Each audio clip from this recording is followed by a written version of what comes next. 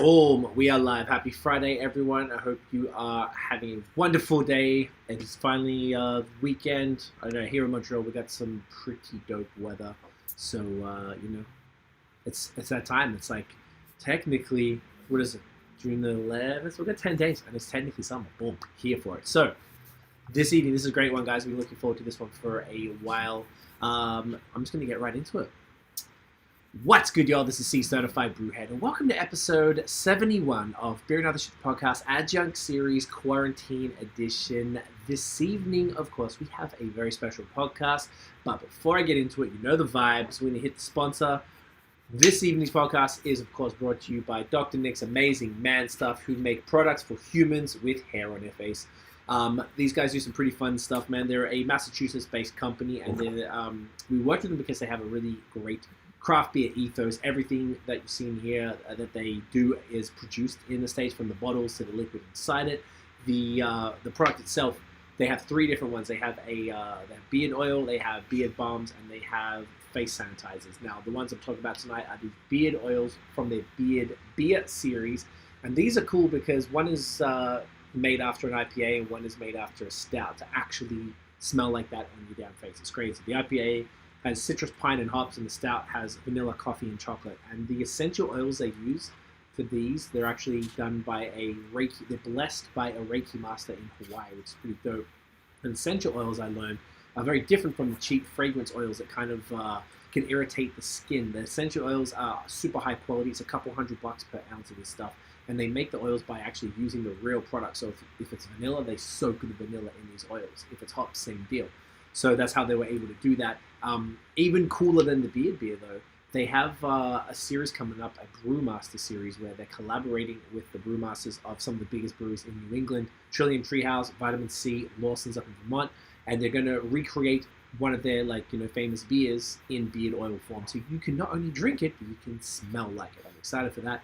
Of course, if we're talking about it, we've got a discount code. You use the code BAOS21. BAOS21 on drnicks.com, DOCTOR, Nicks, NICKS, and you're going to get 15% off your order. Plus, if you order two, these are like 21.2. Wow, okay, relax. If your order is over $40, you get free shipping in North America. So this stuff is killer. drnicks.com, BAOS21. Get it, make your face smell amazing.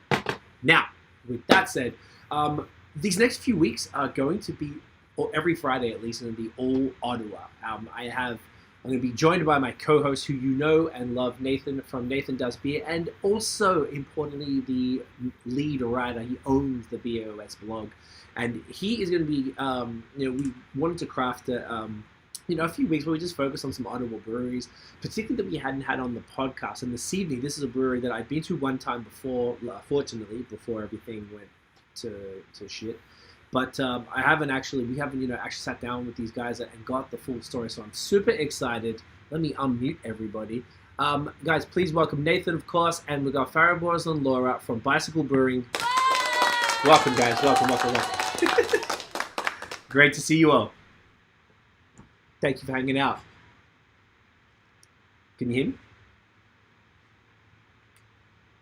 Oh, fuck. Do you know what I did? See, this is why I don't mute people. I didn't, the unmute didn't work. Let's just pretend we did that again. Yes, welcome, guys. Thank you so much for hanging out. I don't know why that. I stopped doing it. Well, thanks for having us. Such a pleasure. So like I was saying, this is super cool. I really been looking forward to doing this. I feel like we planned all this so long ago.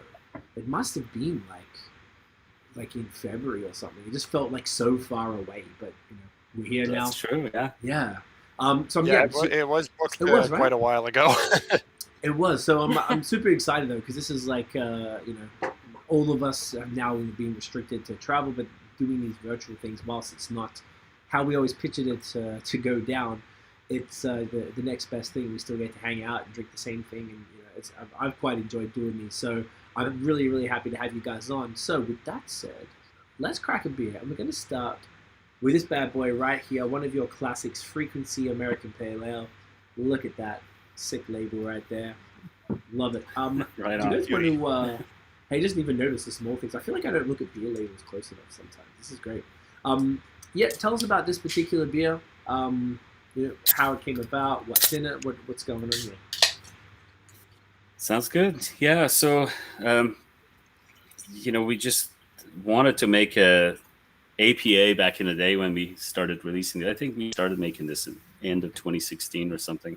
Okay. And we were still offering beer in growlers and grumblers, if you remember. What's a grumbler again? And is that like the plastic thing? We just used to call the growlers 1 liter Boston rounds, or anything smaller than a 2 liter grumbler, just for fun. I mean, I've heard of it.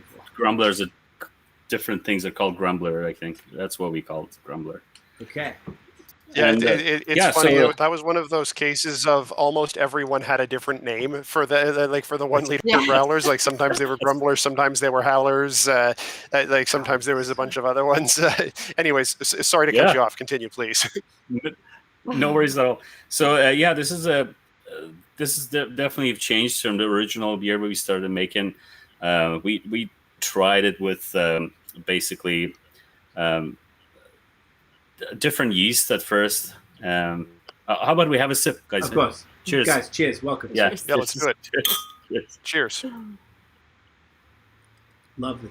It's got that nice chalky dryness. Wicked haze, nice head. I'm getting a little bit of the... I feel like this is my first beer of the night. I feel like I'm always throwing off a little bit. Is there any hop burn in this am I getting? Or am I detecting that wrong?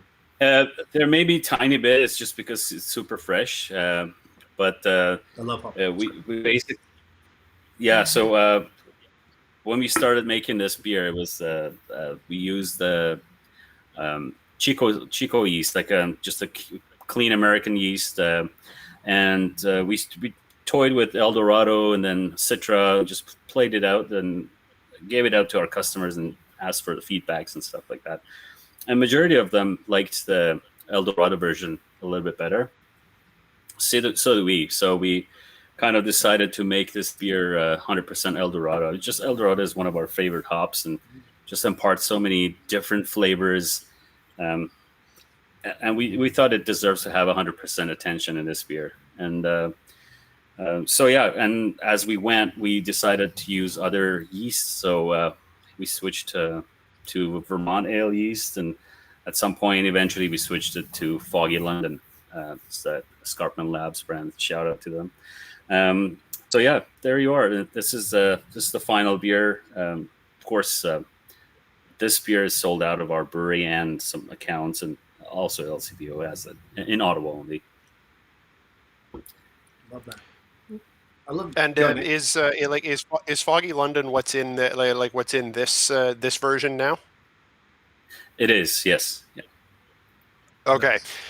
You were talking about the evolution of this over the years, and I'm thinking back a couple of years ago when I was writing the blog post about a couple of them, and this is one of the ones I wrote about there. And I remember noting that it had a bit more of a malty sweetness to it, at that time. And what I'm noticing about this version is that it's quite a bit more dry, more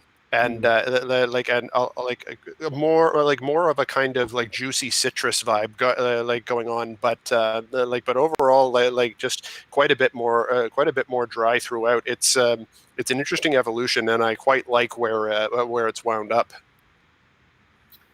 Thanks, Nathan. Yeah, we liked to make it more a drier beer that you can drink in the warm summer days, or a session beer. It's 5.4%. It's not exactly a session beer, but it's very crushable and enjoyable.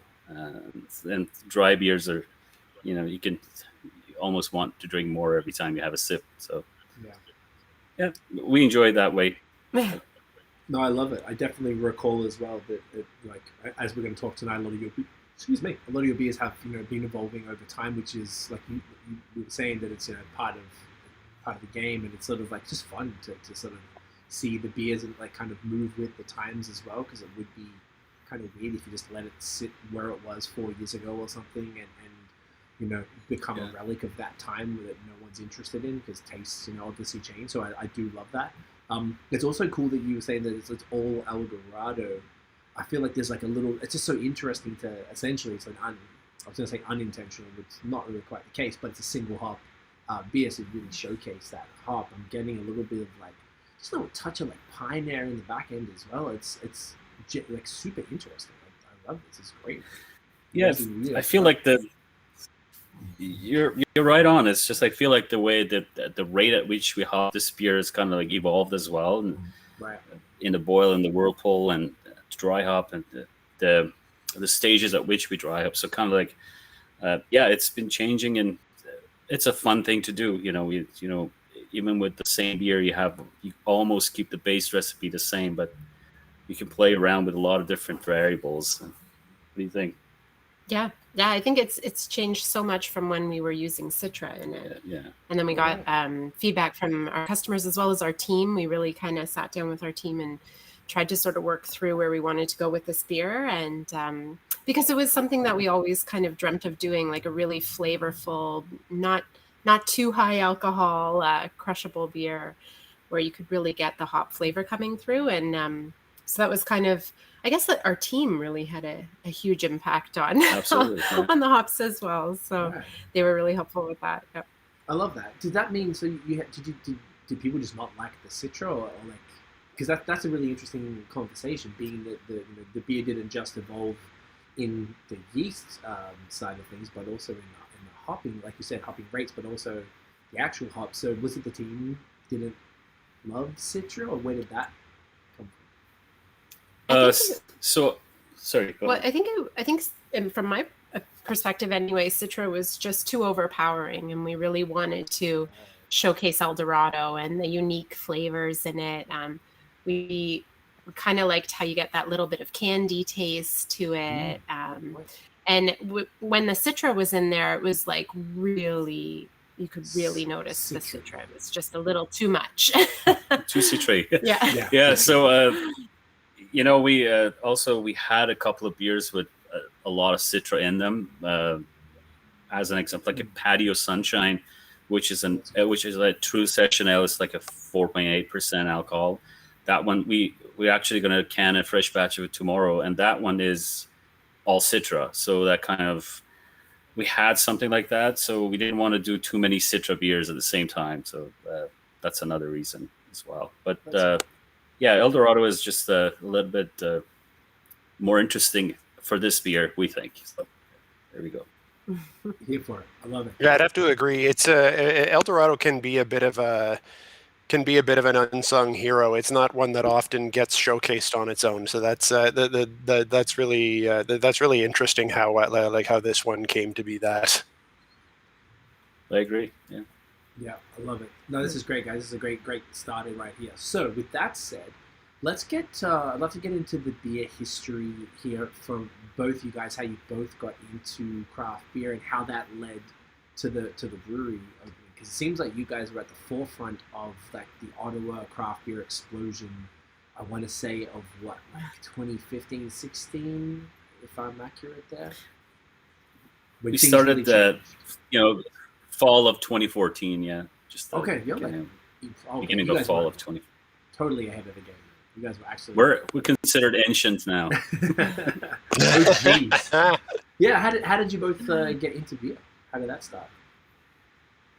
You go first. Well, I don't know. I guess we were home brewing for a long time, and that started actually when we went to make wine for our wedding, and then we bought one of those beer kits. Brew at home. You just add the yeast. So we started with that, and then slowly went on to go all grain. I think we both really enjoyed beer and local products, especially. It was something that we both always kind of looked for.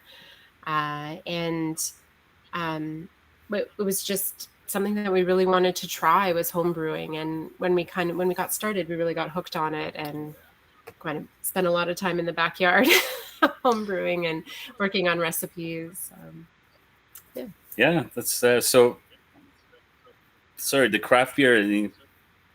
Getting into it, like I used to work at BlackBerry back in the day. It was called RIM, Research in Motion, in Waterloo, and Brick Brewery had back in the day. Brick Brewery had this Waterloo Dark, and the first time I had it, I loved it so much because it was very flavorful, in my opinion, at the time compared to like Heineken and stuff that I used to drink. I really liked it, and from then on, I started looking at other beers, and then when we moved to Ottawa, we got introduced to more beers. Of course, like there was always Tank House back in the day. We enjoyed quite a bit, and but then we moved to Ottawa. We started homebrewing, as Laura said, and then we got into the all grain beer. And the first time we mashed it, I remember the smell of the dough, like when you mash in, add the hot water to the grain and mix it together. It's just the smell of it is intoxicating. You just feel like a switch went on, and then kind of like, this is it. This is awesome. We love the smell, and of course that beer went down the drain. It was horrible at the end of the day. But it's the first experience, and we learned quite a bit. That's how that goes, right? Yeah. So then, so that's how we started with homebrewing. How did when did the idea spark to be like, hey, we should do this for real? I imagine you got good at homebrewing over time. So we thought we were doing pretty good at homebrewing. We were making beers that we enjoyed, and our friends and whoever we offered it to them, they kind of liked it. So of course that it's hard to judge people when you do that. It's your friends usually don't tell you they hate your beer. But anyways, we enjoyed making it, and Laura had a government job. I was working in IT, and kind of really didn't enjoy as much what we were doing. We kind of like to do a little bit of labor, a little bit of have fun with what we do, and kind of like be creative, owner a business, all that stuff led to us kind of like looking into brewing. And I remember visiting some local breweries wherever we went, and it was just like a fun thing for us. We not knowing how much work goes into it, of course, at the beginning. We kept saying that we know there's a lot of work, but reality is you know it when you start doing it, and then. But the love never faded away; it just got stronger, and so we went on. Okay, go on, Nate. Yeah. Can you talk about where the name Bicycle came from? Why that? Why you chose that as your as your brand? Yeah, I'll let you go. Well, I guess it kind of started. We moved to Ottawa from Toronto when I was transferred with the government. And the first thing we loved about Ottawa was the bike paths. We just really fell in love with it. We would ride our bikes to Blues Fest. We would ride our bikes to breweries, and we liked the community around it. And we really felt that was the thing that we loved about Ottawa. So when we were choosing a name, we wanted something that represented us, but also the city. And we felt that from our perspective, Bicycle was a good fit. We've both really loved cycling, and I used to do some racing. So it's been kind of a big part of our lives, I guess. And Ottawa's such a great place for it. So it was kind of a natural fit for us. I love it. It really is. Yeah. It's there's a lot of beautiful biking paths all over the city. So yeah, that's not surprising that served as a motivation.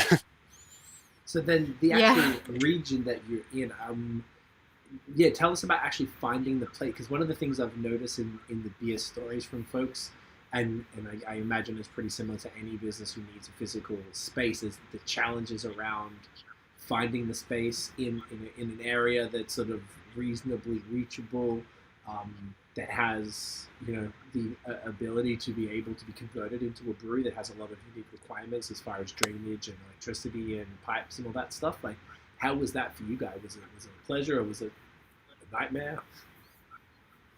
It took longer than we expected. It was a long process. It was probably the longest part of whole thing for us, from the plan to the opening day.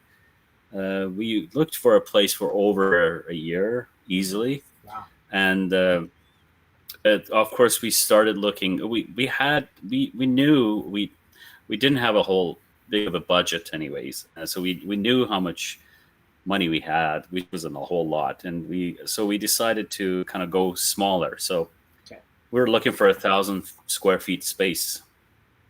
But as soon as we stepped into those places, we noticed this is not going to work. You put the brew house. I mean, some people may be able to do it, and a great job of setting it up. But we thought we need more space because we had an idea to have a tap room. And it's to be honest, back in the day when we started this, there weren't many tap rooms in Ottawa or like around us. There was like brew pubs that had the full-on restaurants, and then there was the breweries that necessarily didn't have a tap room as much. Like some bigger ones may have had some space, but in Ottawa, there wasn't much going on in that scene. So we anticipated to have a tap room. As a result, we decided to up the size of the space that we were looking for. Okay. And there is a lot of zoning bylaw requirements for opening a brewery. If you're not a brew pub, you need to be in a light industrial zone.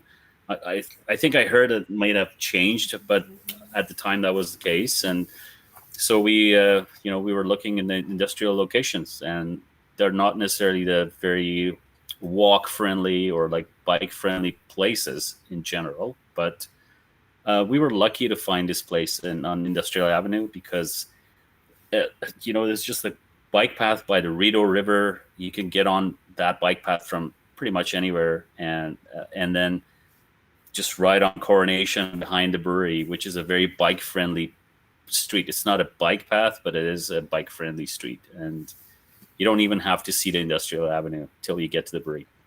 But otherwise, I think there's a big community behind us as well. A lot of people walk to the brewery, buy their beer, which we weren't thinking of when we opened, and that was a bonus for us, I think.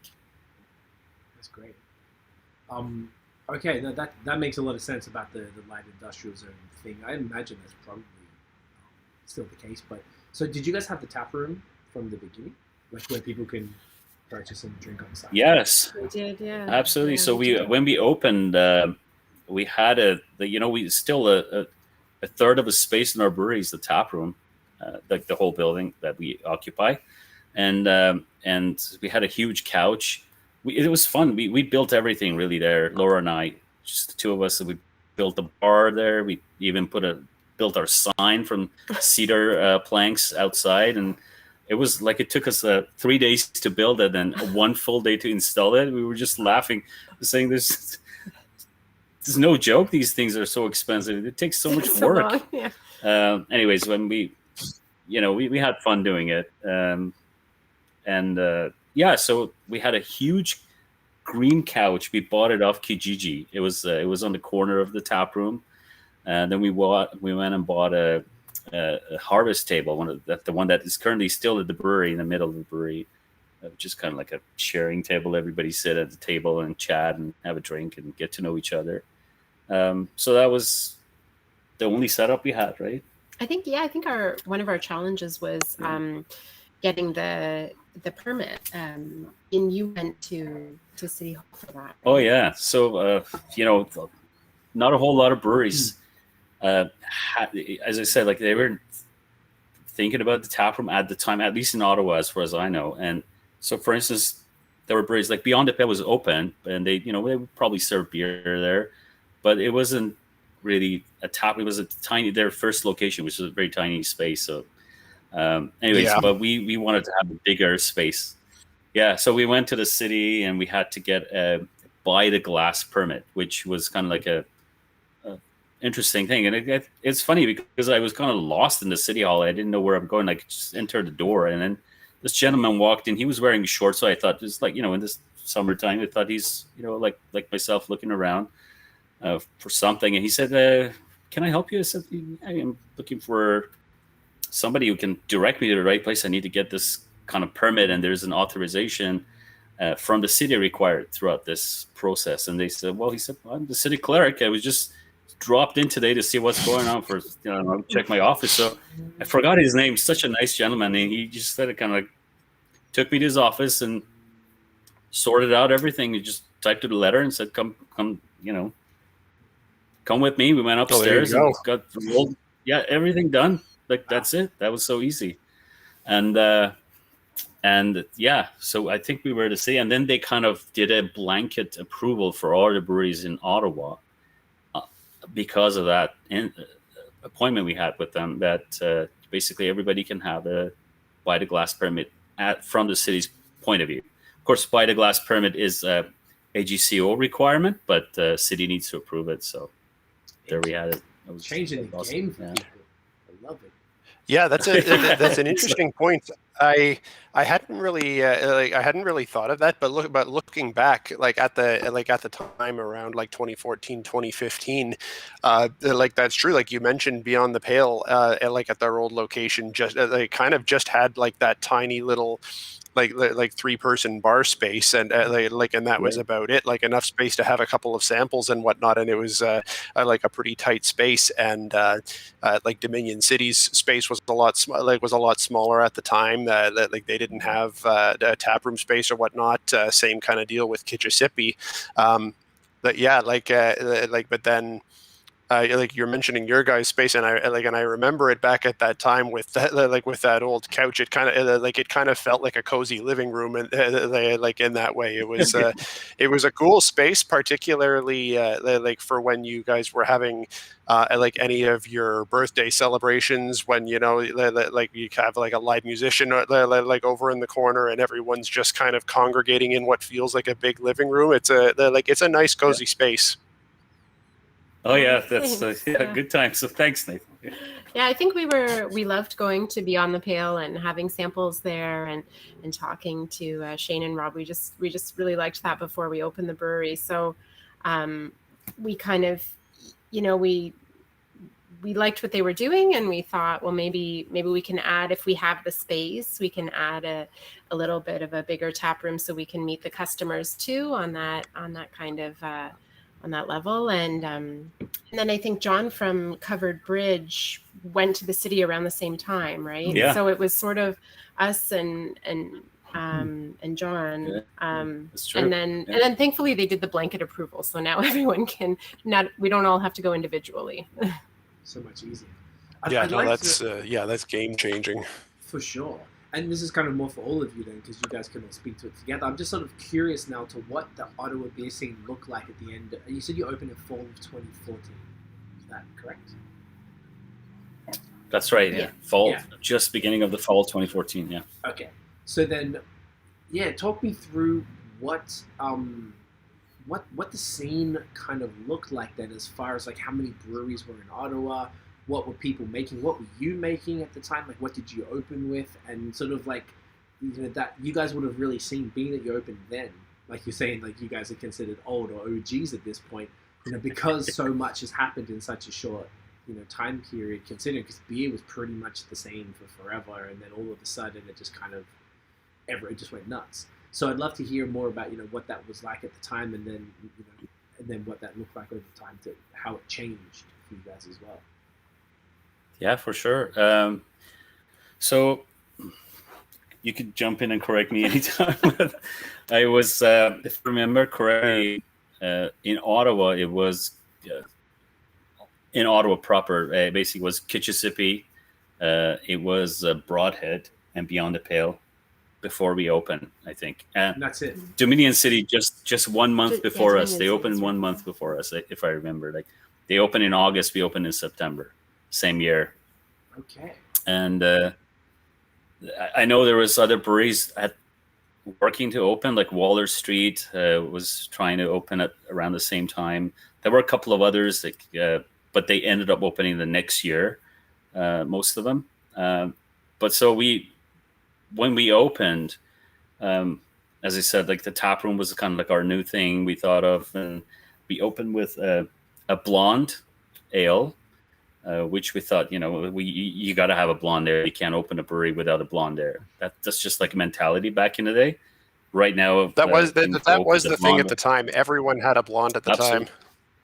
Yeah, you had to have a blonde to just satisfy the masses, basically. And then we had Velocity IPA, which is still to date is our flagship beer, and then we had a porter. It's called Basecamp Oatmeal Porter. It was an oatmeal porter, and then the chocolate stout, Abyss chocolate stout, which was our take on chocolate stout. It was not you don't think of a sweet chocolate stout at all. It's pretty bitter, if I remember correctly, and. So we had those 4 beers. As I said, again, it's just Laura and I. We built everything there, and we opened with these 4 beers.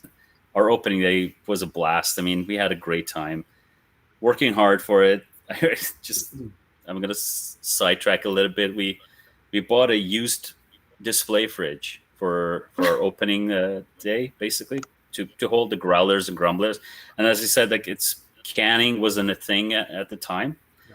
For small breweries, a lot of breweries that were doing good, or like they were making good beers, they were doing bottles or growlers and grumblers, and so we decided to go that route, growlers, because it was cheaper to start with the growlers than to have a bottling line. We filled all the growlers for the opening day and loaded up the fridge in the front, and as I was just putting some growlers, shoving it at the bottom of the fridge, I just heard something went, and then boom, boom, boom, boom. These growlers are hitting me in the head. Oh no! It's just like, oh no! So one of these little pins that holds the shelf, just like, I don't know, broke. It was rusted or something, and I was hit with like 5 or 6 different growlers, and beer all over me, all over the floor. Oh my God. Beer, glass, the wall, and we have a nice neighbor gentleman. He's just tolerating us all these years, and the beer went under the wall in his unit, and it's a mess. Anyways, that's the night before we open. No! I know, it was a nightmare. Had lost so many growlers, so much beer, and then. We cleaned it all up for the next day for sure, but I still had to go to our neighbor's unit and clean his unit as well, because it wasn't his fault.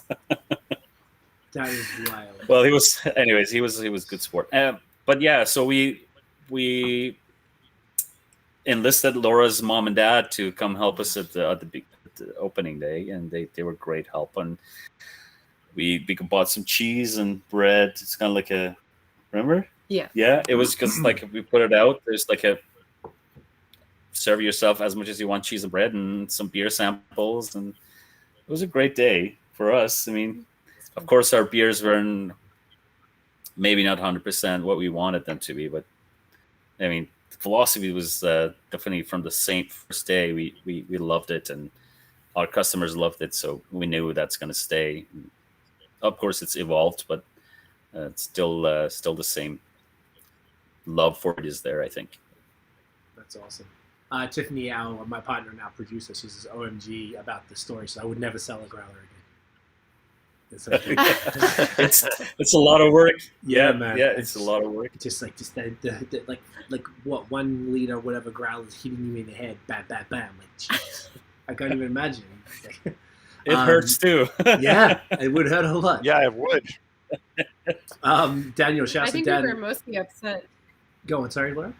Oh, sorry. I think we were mostly upset about having to repackage all those Boston rounds with beer guns. Having to do it all over again. And of course, when money there's nothing coming in, you've been putting just money, shelling it out like it's nothing for, I imagine, months and months, like setting this place up. And finally, you got the thing you've had to make money from, and then they hit you in the head and fall over the floor. It's at least it's maybe it was good luck. Maybe. I think so. I think maybe it was. Yeah. Well, these years later, still going strong. Shout out to Daniel coming checking in from BC. Great convo. G'day, brother. And Beer and a Boat is saying, "Good to see Nathan." It's always good to see Nathan. I was good actually to see you too, man.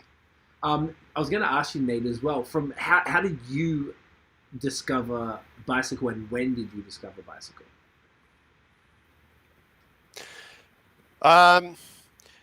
How I discovered, I don't I don't remember exactly. It was it was one of those things of around that time in in 2014, 2015.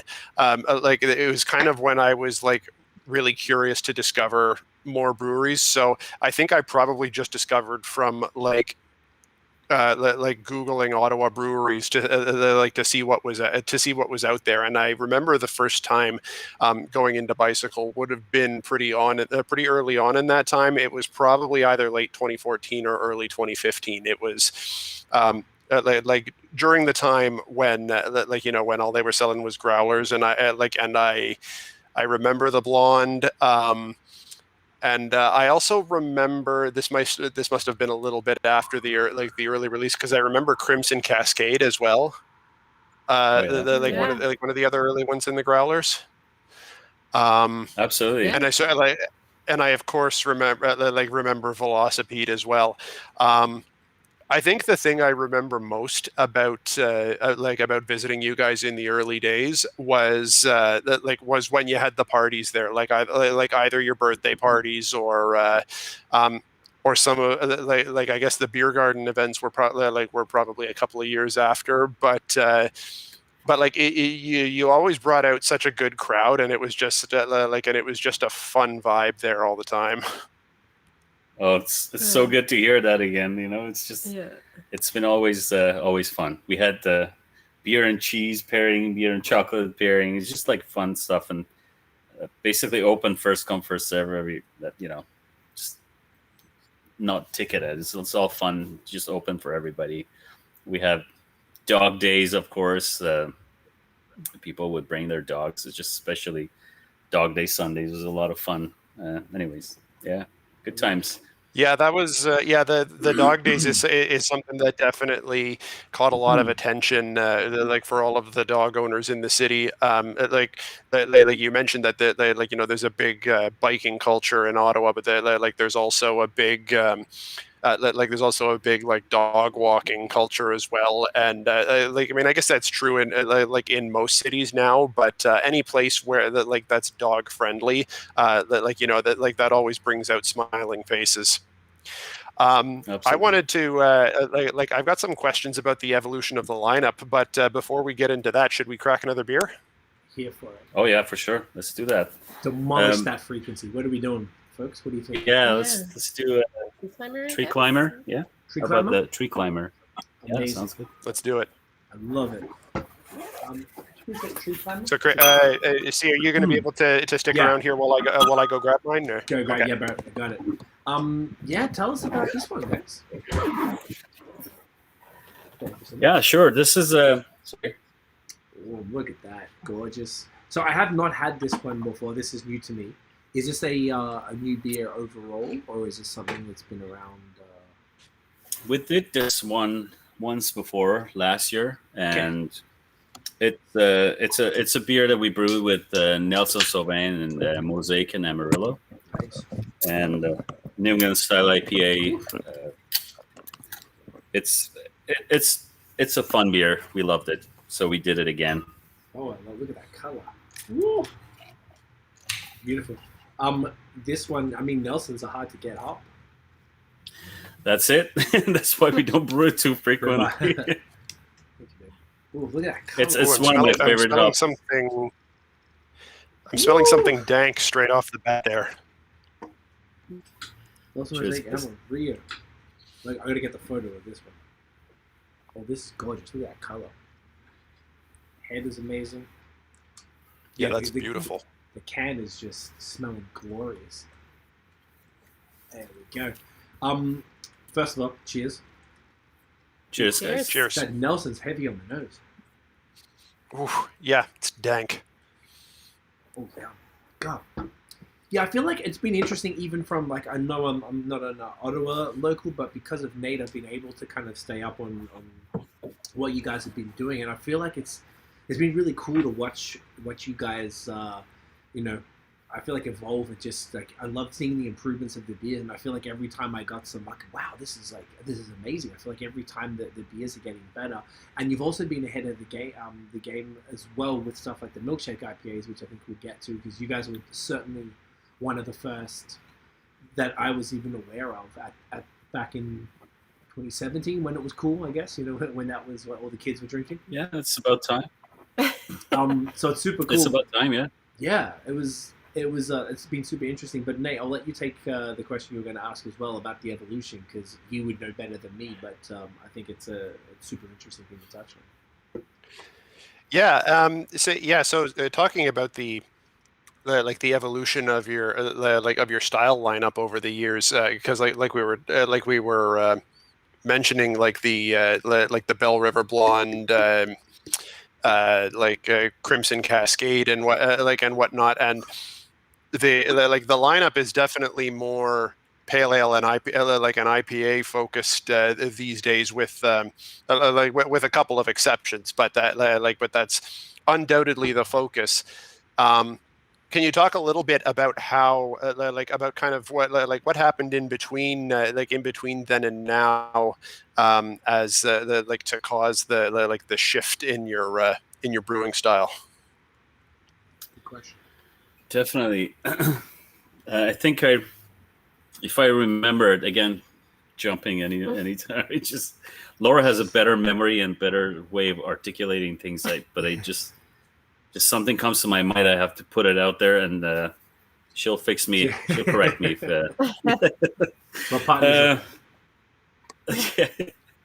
So, as Nathan said, the Crimson Cascade, was a red ale, and we thought we had to have a red ale, and we used to make pumpkin ale every year around Halloween, and I remember that. Which was a lot of fun too at the same time, but it was kind of like a pattern that almost all the breweries were following, and so we're trying to do different things, and we happened to go to the States a couple of times, particularly when we went to Heady Topper first time, and we just saw the massive lineup to get in there, and they would let you sample a little bit beer, of course, but sorry. And then we had to line up to get the beer. And once we cracked it open, of course, we'd heard of it. That's why we went there. It was just blew our mind. The Heady Topper was amazing. The Alchemist. I said we lined up at Heady Topper. It meant Alchemist. So we wanted to do something kind of similar. So we decided to make a beer. I think it was actually the first time we actually really made an attempt to do something really interesting was 2015, I think. Mm-hmm. And it was in Ottawa. We had these what was it called? The brewery market. Brewery market. Oh man, it was so much fun. The brewery market. It was in Hintonburg. Yeah, every year, and we, of course, the first year we opened, we went there and we had a terrible beer. It was what was it called? Cinnamon Porter. It was horrible. And anyways, today, when I said it was a spicy beer, some people loved it and some people hated it, and I'm not one for that kind of beer anyways, but we made it, and it was so funny. I don't think I'll do that again. Sorry, just off track. So the next year, 2015, we went there and we wanted to do something more interesting. So we got our hands on some mosaic hops, and we made a beer called Trillium, and not knowing anything about the Trillium Brewery in Boston. No, we knew about Trillium Brewery, but I don't know. But we felt that because it was the flower of Ontario, it would be okay. Oh yeah, that's right. We named our beer after it, after the flower, of course, not the brewery. But in hindsight, maybe it wasn't a great idea. It wasn't. Yeah, people got mad.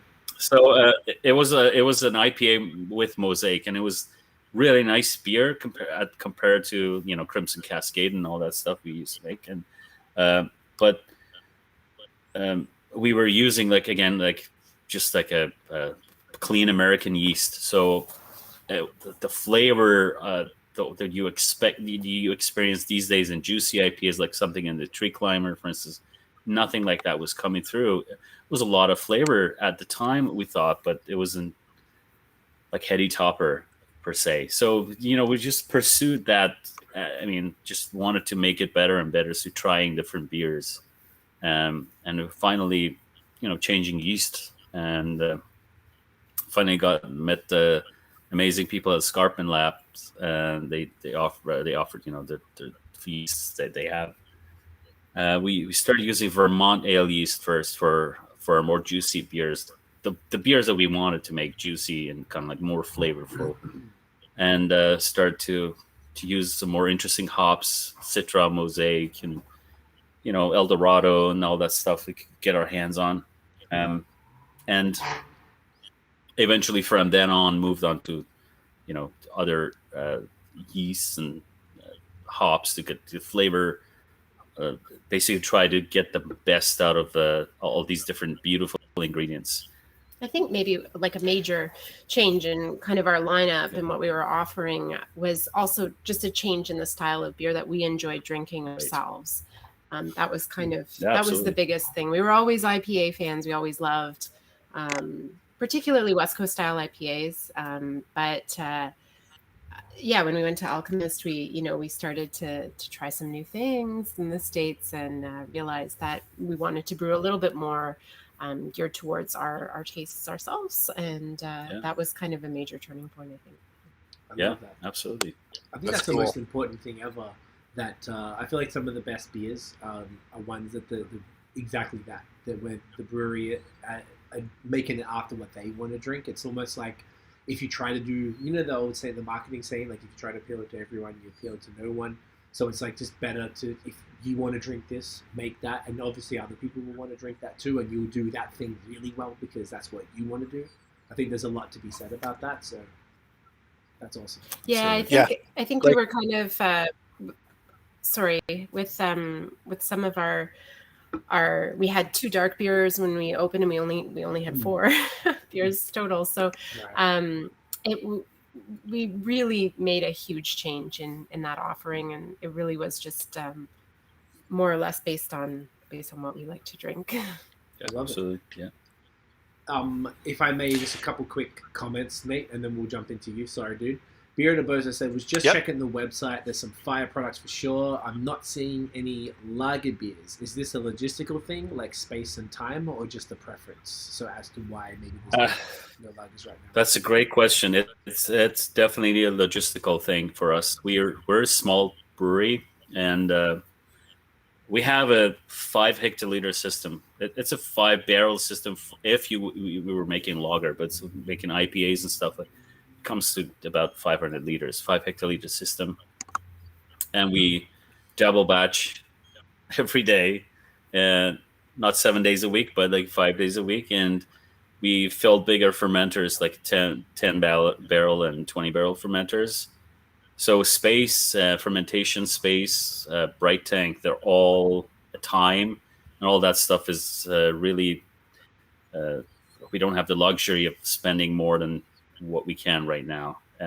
We enjoy lagers. We love drinking a clean Pilsner lager, and we drink them when we get our hands. So we just sometimes we go after them. We just buy them and drink them. But hopefully one day, yeah.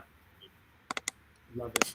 And shouts to John DeJong said, greetings from Victoria, BC. I love it. A couple BC in the building. Love that. Look at that. Bicyclists known across the country, bro. Nate, right on. I cut you off before. Yeah. No, that's all right. Like you guys talking about like the way your tastes have changed and how that kind of influences the beers in your lineup, which makes a lot of sense. And as C was saying, with all of the breweries that he's interviewed, it's a pretty consistent thing that he comes across, where so very often the best beers come from the breweries that are making the things that they want to drink. Is there is there any particular beer like in your lineup, whether it's whether it's one of the standbys or one of the one-offs or returning seasonals or whatever, is there one in particular that stands out as like one of your favorites? Go ahead, Laura. Well, sorry, right now I love I think it's because we've been drinking a lot of New England style IPAs that we decided to do a seasonal West Coast IPA, which is our Willow IPA. And right now that's my go-to beer. I just can't get enough of it. I really like kind of the I've always loved West Coast IPAs, and it's just a change, just like a bit of a palate cleanse from all the hazy, juicy New England beers we've been drinking, which I still love. Like I still love brewing them. But Willow is kind of a nice change of pace right now. Good on. For me, I always have a weak spot for Velocipede, of course, but I love it so much. But to be honest, most of the time I pick On the Lamb as my choice. And it's a toss up between On the Lamb and Luminescence. Actually, those two I really love. I don't know.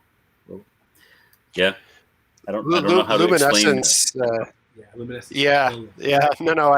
I hear you. So, like sometimes it defies explanation. Like sometimes a beer just speaks to you.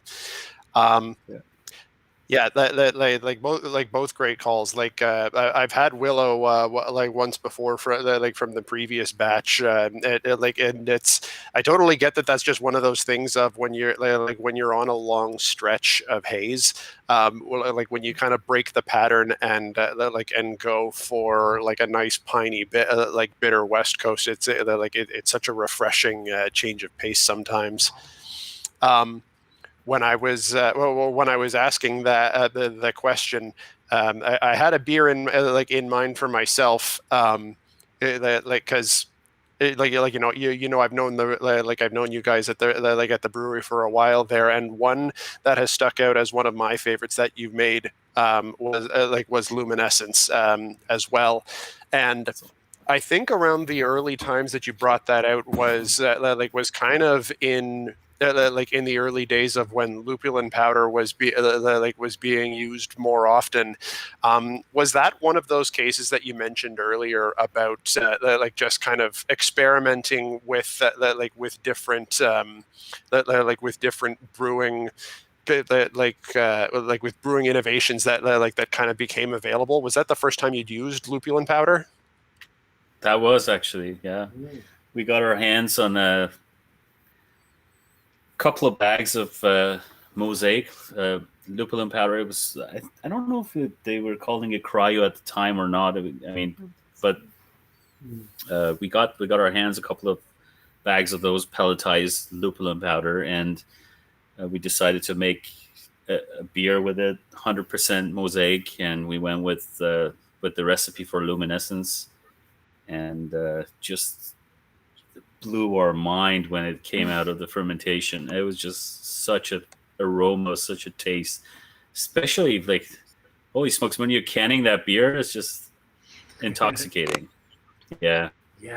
I can see that. It's such a perfect name for that beer. I remember Nate hooked me up with that one, and I just remember the name was so perfect. I remember just being just this beautiful haze with this, it felt like maybe I was drinking. I just remember it being super bright, both in the tropical flavors, which explains it because I didn't realize it was lupulin powder, but in the actual haze itself. I love that one. And that just reminded me, the other one that I really love from you guys. Now, I feel like this Tree Climber is my new favorite. This is insane, by the way. I haven't really gone on about how much. Yeah, this is really good. This is ridiculous.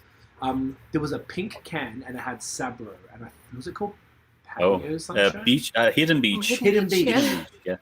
That was money, because I think that came out at the time when Sabro was what all the kids were using. And it was the same type of thing, in that maybe was it a similar-ish recipe to Luminescence? It was just the perfect haze and the perfect hop. Everything was just money. It's actually the base is the base malts are pretty much the same. There's different, a little bit different grain bill, but maybe the hopping rate is a little bit similar, but just hops are so vastly different, the two of them. Right. We used the Sabro and Amarillo on Hidden Beach, and it turned out really nicely. And we bring it out every now and then. Yeah, I love that beer. Yeah. Okay. We actually have a beer that we brewed. Just in memory of my father. He passed away a couple of years ago, and we named the beer Astara, which is where he was born in Iran, and we use Sabro and Mosaic. So it's kind of coming out next week. I'll make sure to send you guys some. Try it out. It's amazing, man. It's one of my favorites as well. Yeah. I love that. That's so cool. A great reason to do a great beer too. That's amazing. Beer and a Bozo was just asking, was the Luminescence, was it a smash? Or it was just single hop, right? I don't think it was a smash beer as such. It was single hop, but the malts, we have a bunch of different malts in there. I mean, mostly oats and wheats and base two-row. Yeah. Okay, makes sense. I mentioned this before, but I want to just touch on it now that sort of Nate's asking about this, which is great timing. But yeah, you guys were one of the first to do milkshake IPAs, and I was, and Nate as well. We were obsessed with it at the time. And Milkshake was from BAOS was probably the main one that was, I guess, dropping regularly with different fruit variants. And you guys were like, I would probably like the next one that I had heard of, and Nate was always making sure. He was grabbing whatever it was. I remember there was like a blackberry one, a peach one. There was like peach and apricot or some cool You guys were just even doing unique flavor combinations that didn't exist. So how did, what made you decide to jump on the milkshake train? I imagine you're both team lactose as well, which I hope so. Oh, absolutely. Yeah, absolutely. All the way. I knew it. I'm telling you. So it's funny because we had a staff member who was, she was one of the early graduates of Niagara College of Brewing, and she kind of like, we hired her, early on, and she was great. And anyways, so she said one day, we were talking just like making beer. What are we making? What are we going to make next week? And she said, how about we make a key lime Milkshake IPA or something like that, key lime, something like that. And I was kind of looking at her, I was just thinking, what are you talking about? And she said, yeah, these they're obviously younger than us, and they're in the, they have the trends, the pulse of the trend, they know what they're talking about. And I said, I better listen to her. What is she talking about? Anyways, we had tried Belvedere Milkshake. We had? No. I thought it was the next weekend we went to. Anyways, we had tried Milkshake. You're right. Yeah. Anyways, we tried it, and what did you think at the time? Here's the story. We went to Stone City Ales in Kingston. And had Milkshake. Milkshake. We had some of their beer, and then bought a bottle of Bellwood's Milkshake IPA. It was a blackberry version, and we sampled. It was so tasty, and we loved it. Really, it's like a dessert, and flavorful and beautiful, and color was amazing. So we of course loved it. And then our staff talked about this key lime. Anyways, and we talked about it more, Laura and I. We said, key lime is a good idea, but I personally don't think key lime is my thing yet. So maybe we should choose another fruit. And so we kind of, it was actually Beer Garden was approaching, right? Yeah. Or was it anyways, I think the Beer Garden was approaching. We always had this bicycle Beer Garden in June. So we said we make one of those milkshake beers for Beer Garden, and just built up a recipe, and we decided to use pink guava as the fruit. And that was our very first milkshake IPA. And it turned out really good. We loved it. And so we started different iterations of it with different fruit. Of course, that change the hop dosage, just trying to improve the recipe as we go. And I think we got a really good base of it right now, so that we can just basically use different fruits. Of course, we've had bad luck sometimes with the fruits. For instance, once we use the mango, we used too much of it, and it was very acidic and kind of like imparted a lot of bitterness in a beer. If I remember, it's just like not we anticipated, but just that's just how it is sometimes. You try it, and actually, second milkshake IPA we did was a blackberry, just trying to imitate Bellwoods, but not really imitating. It was just like doing our own version of it, of course, because we don't use certain things that I heard it, yeah. So pectin we actually used at some point later on, but we ditched it altogether just for practical reasons. But we made a blackberry, and it turned out so clear. Yeah. And I could not understand why that happened. It just like all these hops, all these fruit, how could it become so clear? But it did. Yeah. So couldn't find an explanation for that. And that was our only milkshake that was clear. But the rest of them have been pretty hazy and awesome. How many did you do, if you recall? I imagine you've stopped doing them now? No, we actually still do. We actually are brewing. Yeah, we still do them every now and then. We do them every now and then. We actually are brewing one next week. So. Oh, nice. Can we get a hint on what the fruit is? You know what? We decide the fruit last minute. Really, we brew it, and we kind of see, okay, what kind of fruit do we feel like to put in this one? To be honest, I don't know yet. Can we come up with some ideas now? That's a great idea. That would be a great help. Okay, let's brainstorm a bit. Okay. So you guys, one thing I really appreciated about your milkshake IPAs, you were the first ones I ever had that had multiple fruits. Most milkshake IPAs that I had seen, at least in Canada, were single fruits for the vast majority. So I appreciated that, and I feel like you probably got a finite availability of fruit puree. So there's only so many different ones. So then the real wild card is the blending. So I'm just gonna throw some shit at the wall type of thing. Boysenberry. Boysenberry. Oh, sounds good. Okay. Yeah. Okay. I'm just trying to think of something different. What do we pair it with? Here's Talk to me, Nate. Yeah, let's see. Nate, go. Oh, no. Let's talk this one out first. I've got another idea, but we should talk this one out first. So boysenberry is a red fruit, and it would probably pair well with another sort of berry. I imagine it might be a little strange if you add some citrus or something. You got any of the berries. Strawberry, maybe. Raspberry, boring. It's great, but it's kind of boring. Blackberry. Excuse me, you've already done that, but boysenberry, blackberry, maybe. Blueberry, blackcurrant.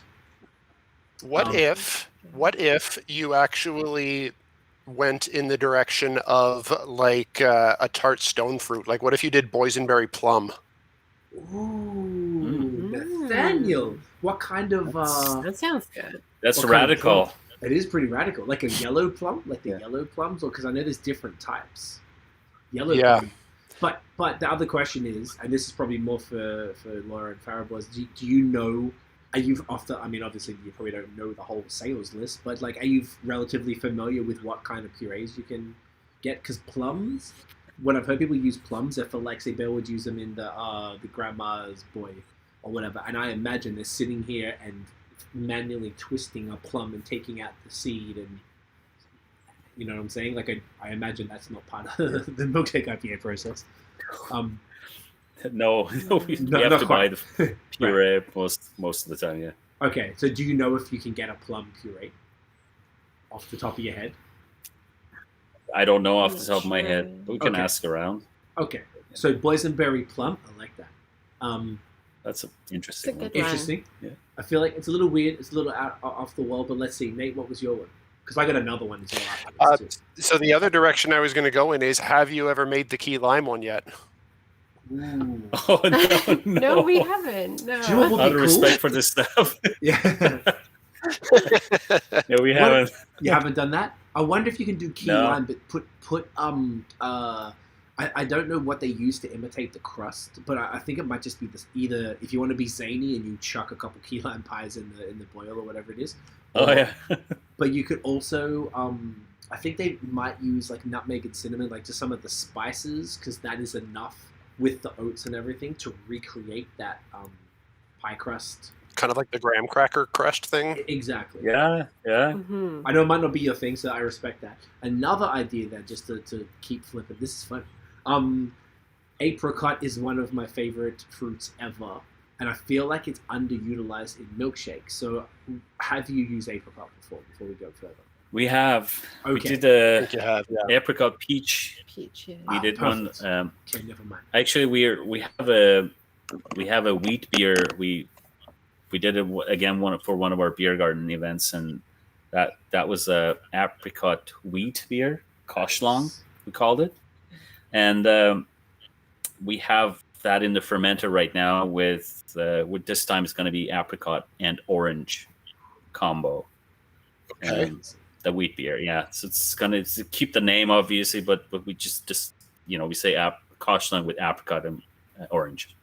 Okay. So that's going to be interesting. That's a great one. Yeah. That's a great combo. Okay, so we can move on from apricot, because I just feel like that's one that most people don't do, whether it's by itself, because it's super subtle. Like peach by itself is kind of subtle, so I feel like those two fruits, and if you already need apricot peach, it's literally, I think that's a perfect combo. Okay, all right. What about some Canadian stuff? So I noticed there's Hascat berries, I think in French it's Camerise, where they use that a lot. Now I don't know if there's a puree. That could be interesting. Pretty sure that you can get that. You know what? Almost any fruit. Well, David talked to us about Hascat berry before. He's tried to get us on on that one. I think you can get that, for sure. Okay, so Hascat, and you have to, from what I understand, I've never eaten one, but apparently they'd probably need to mix. They'd be like Hascat and like blueberry or something, maybe, to kind of weigh it out. Another one on top of that, I'm just vibing now. I'm trying to think. There's one called Aronia, another Canadian berry. I don't know if that's the French name. I've just seen it from beers out here. Aronia. I don't know if that has a different one. I haven't heard of that, no. Okay, the other one, sorry, that wasn't even the one I was thinking of. Sea buckthorn. The little orange... have you seen that before? They're just like tiny orange ones, kind of like in a cluster. Yeah, exactly. So okay, yeah. They're Argosier in French. So like that one is often used in like maybe wild beers or like those type of things. But I reckon that could be sick if you pair that with maybe like an orange or some other citrus for a little bit of Canadiana twist coming up to July 1st. You know what I mean? Yeah, that's a good sounds idea. pretty cool. You know Yeah, keeping it Canadian. Keeping it Canadian. Oh, no. Any other thoughts? I like that. Nate, I'm so simple. We did a strawberry rhubarb for. Oh yeah, we did it once for around Canada that one Day. was good. I really liked that one. That one was really good. It was pretty fun. Yeah, that was actually our team had suggested that as well, because it was like the quintessential Canada Day food, right? Strawberry rhhubarb pie or whatever. Yep. So I'll tell you something that's a real great. treat is the couple of times like when you guys have had the party shortly after a Milkshake IPA release is when you're pouring that on nitro in the brewery. Oh, that is something special. Yeah. We love that too. Yeah, it's a lot of I think fun. the strawberry rhubarb was actually was one that I had on nitro. That was probably the first time I tried that, a Milkshake IPA on nitro. I think it was the strawberry rhubarb. That sounds spectacular. Yeah, it makes it so creamy. It's so good that way. Yeah. Oh, it does. Oh my god. We don't need nitro at home. I wonder if there's any other ideas we could throw at you and just let it sit. So you said you prefer simpler things, you were saying, or the ideas that you. Oh, no, I was gonna say I'm simple. I'm a simple guy, and we just like say, how about we do the guava again? Like it's just kind of like. Okay. And Laura always says, "No, we got to do something new." That's why you need a good partner next to you to stop you from doing. Absolutely, she keeps me in check. She knows. To be fair, though, what's right. No, that's exactly it. But to be fair, the guava puree is probably like the best of all the purees. It's just exceptional. So I wonder. It's so good. Have you done a guava and something else variant before? I don't think so. No. Okay, so let's. Don't remember. No. Okay. So then, what goes well with pink guava? I want like pineapple. Pineapple would go. That might. Well, I think. Yeah. That might be a bit acidic. I would have thought. To something to offset the acidity. Good point. Yeah, like my first inclination, I think, would be like guava mango, maybe. Ooh, that's a good one. Yeah. I was thinking that too. I was thinking guava mango would be nice too. Yeah. Yeah. Yeah, that sounds kind great. of really tropical mango. Yeah. That sounds like a strong contender. Yeah, and mango would bring down the acidity of the guava. You're a musical genius. Musical. All right. Looks like we know the fruits for the next Milkshake IPA. Job done. Bam! There we go, guys. Look at us go. Thank you. Yeah, that's fun. This is it's so cool. Like the fruit combinations and the whole the purees just so great. They allow you to sort of damn near unlimited creativity with coming up with just fun stuff. I love it. It's great, and I feel like a lot of the interesting thing about milkshake IPAs, they typically have been the only ones I've seen that are crazy creative are like Tired Hands, like the guys who invented it. They like when I was there, they did like a margarita one. I guess it was like lime and salt and stuff like that, and they have kind of nice, super weird flavors that I hadn't seen. But typically, milkshake IPAs had been pretty straight up and down, which is why I guess the key lime one is interesting if you do something to recreate the crust. For sure. But then two fruits, I think, is still fascinating. It doesn't have to be some sort of like Black Forest cake milkshake IPA, something crazy like that. Which could maybe work. Sounds good though. Yeah, it does sound good. It does sound good. Yeah, the milkshakes are an interesting one. Did we want to shove on to how we all go? We all still cruise. I'm gonna go like a sip or two left, but we could cruise. I'm almost done. Yeah, almost done. Yeah, we can move on to the next. Which well, I'm definitely gonna finish this bad boy because this was out of control. What's the vibes for the next one, guys? What are you feeling? Yeah, what are we thinking? How about we do on the lamb? Basically, go through all the NE IPAs and then go switch flavors. Switch it up. Here for it. I like it. Good. Let's do it. I love it. And this one, I had Nate hooked me up with this like a long time ago. Was it? I mean, coming back to it, was this one always super hazy and juicy? So, it was very, I should say, juicy. Not necessarily as hazy as these days. We were using a different yeast to start, Vermont yeast. Okay. And it was a good yeast. I liked it, but I just found Foggy London a little bit work better with this beer. Mm-hmm. So we kind of like tried a batch of Foggy London and then compared, and we really liked this one better. So we just kind of like switched it completely. Okay. The hop additions, the hops are Mosaic, Citra, and Eldorado, and we just kind of throughout every batch we used to play around with how much of what and when and all that stuff, and eventually we landed on something that we're very comfortable with, and we like it the way it is. Okay. Every now and then we might just throw some more hops in the dry hop, but otherwise it's just like kind of the same. We're doing this thing. Okay, amazing. And it's one of those beers that we kind of like to bring back quite a bit. We wanted to make it like a mainstay, but this just like we simply don't have the capacity to do that. But right, we brew it as much as we can. Oh, it smells amazing. Mosaic. Oh, Mosaic Citra. Oh, of course. Yeah. Classic combo. Oh, you can't ever go wrong. Why is this one not able to be done more regularly? Is it just because it's these two expensive hops, or is it just takes a lot? No, we just don't have the room to be honest. Like we like to do a lot of new beers, a lot of one-offs, and we have a bunch of different beers that are kind of regular. Like, I mean, obviously the Velocipede is always there. Frequency we try to do very regularly because those two are in the Ottawa LCBOs, and so we kind of keep them around pretty regularly. And Velocipede is quite honestly the beer that we sell the most, even out of the brewery. Right.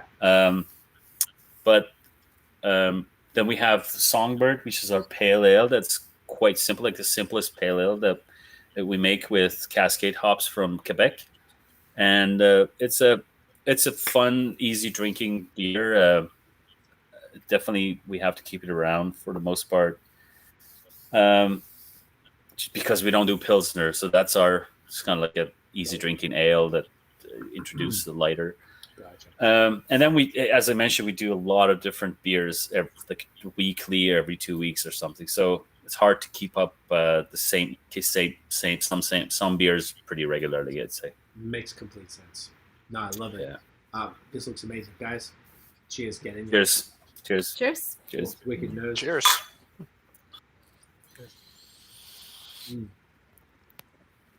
Glorious.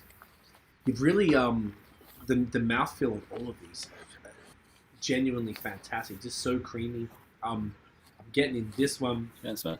It's like that nice dryness, like Nate was talking about earlier. Just that makes you want to come back for another sip. I'm getting more hot burn in this one. I just love the hot burn. A lot of people don't like it. And, I love a hot burn. I think it's so. I don't know why. I love hot burn. I love hot burn too? to a certain degree for sure. I do. Yeah. There is like a limit. I like the feeling. Yeah. Yeah. I know. Some people don't like it as much. Some do. So it's kind of like a matter of preference. Definitely. I think someone told me technically it's a flaw as far as the BJCP goes. But I would say like half of New England IPAs have it intentionally anyway. So, whatever. It's like you said, preference. I think it is. Of course, this is a pretty fresh batch as well. Like I just canned it 5 days ago, so wow. Or something like that. Lucky, So It's very fresh. And so if you come back to it in a week or two, it's definitely mellowed out. Hop burn probably non-existent anymore. Good point. It just kind of goes away after a little bit. So I feel like they. But I like it super fresh. Yeah, no, I feel that they keep it. The hop burn keeps them from turning or dropping. Is probably the word. Sorry, long. I feel like the beers with hop burn. Well, it's one of those things of like it's very common when heavily hopped beers are had very fresh, and then I don't know if it's so much that it keeps them fresher, but it's one of those things of you don't necessarily have to have it in the first week to be drinking it at peak freshness. It's one of those things of if it's a bit green, within the first 4 or 5 days, if you're coming to it at a week, 10 days, even 2 weeks afterwards, you're still having a good, really fresh tasting IPA at that point. It makes it so that you're not it's not completely fallen off if it's been in your fridge for a week, which is a good thing. Yeah, for sure. Yeah. I agree. Definitely. I've got some questions about On the Lamb because I'm thinking back to when you guys first released it, and I remember the first time I had it was in a growler, and I also remember, I think maybe it was the second time you released it, I remember the canning release of it being a bit of a big deal because that was around the time where I think maybe only Velocipede was in cans, or maybe there was one other, but I remember it being an unusual thing that On the Lamb was coming out in cans. And if I remember right too, I know you mentioned Trillium already, that one being kind of a more of a typical American ale yeast. Was On the Lamb the first kind of big haze bomb that you guys did? Am I remembering that right?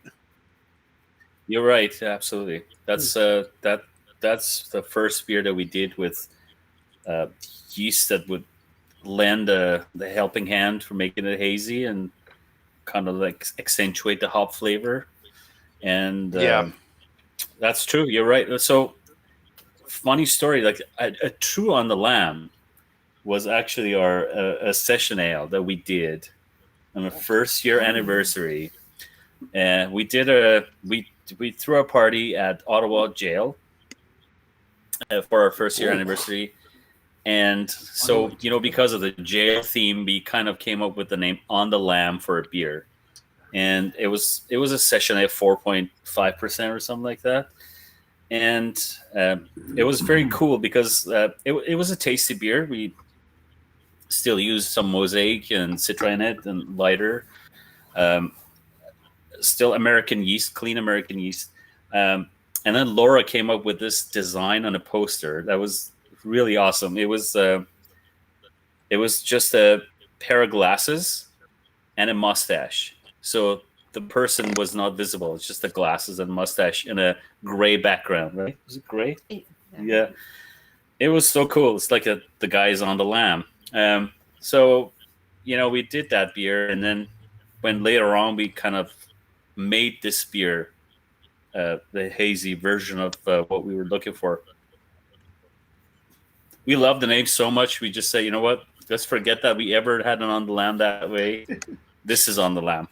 So that's so kind of recycled the name. Yeah. Love it. Yeah, that was just one of those moments. No, that's awesome. I actually wanted to touch on that. So we never actually got to what you both. I mean, obviously, in a small business, everyone does everything. But being that you were both brewers, you were both home brewers, and then it led to this. Were you both brewing in the brewery? And you just mentioned there, Laura, you did the designs. Are you doing all the designs? Like, talk us through what you both are doing, and also who is responsible for all the can designs as well. That's so we have a really great graphic designer. It's Character Creative. They're in Ottawa, and Jamie does all of our designs for us. So he kind of came on board when we redid our logo. So I can't remember what year that was. Now, maybe 2 years ago. 2017, maybe. Yeah. We did a little bit of a redesign with our logo. We were having some difficulties printing mostly our previous logo. So we kind of hooked up with Jamie, and so he does all of our designs now. And we love them. So consistent. They're fantastic. Like, awesome. So the brand across the board is just so consistent. It's fantastic. Thanks. They do a great job for sure. Yeah, they're great. They're so good and fun to work with. So I kind of, when we first started, of course, I was, we were trying to make our labels and design our website. It was just, neither of us had time for it, but also the experience to make it really what we wanted. But with the tight budget and getting started, we just did what we could, I guess, with Canva and any other kind Canva's of. the best. Yeah. It's a godsend. So we got by with that for a little bit, but really when Jamie came on, that was when we were able to sort of make things more consistent and sort of get everything a little more where we wanted them to be. Okay. Absolutely. From the beginning, were you both brewing before you had a team? Like, how did that division of labor go? Yeah, so it was both of us. So love that. It's funny because I was mostly at the brewery during the day, and then Laura would go to work, her day job, and she would come to the brewery after her work. Actually, we just had one car, so I would go pick her up, and it was so funny because like sometimes I was whirlpulling, and I had just enough time to go pick her up and come back before doing the stand, and I could transfer. And if she was late, it would screw up the beer.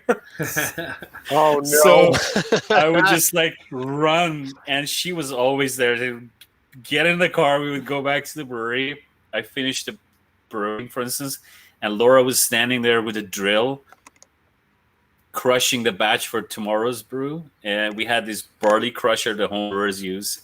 We had a drill that was our mill. That was how we crushed, like, I don't know, 200 kilograms of grain from one batch. It was so funny. Yeah. So, but yeah, and then once she quit, then she was there at the brewery most all the time, and we were there every day for the first 4 years that we did not go anywhere.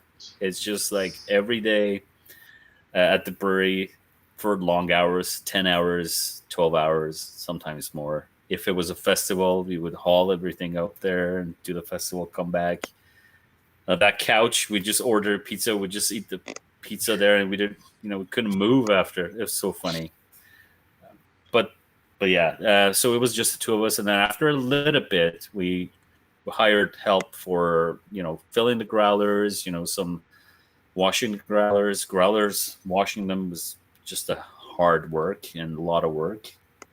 I think when we expanded our team a little bit within the first year, really sort of fell into like a natural rhythm of sharing the brewing, sharing the front of house, but then I kind of took on more of the front of house responsibilities, I guess, and while still brewing, and Fariborz handled everything production side. Okay. Yeah, it was. Yeah. So it was kind of a bit of. That's exactly.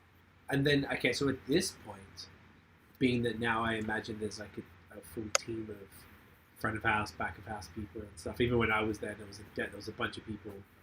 This would have been probably 2019 or something like that.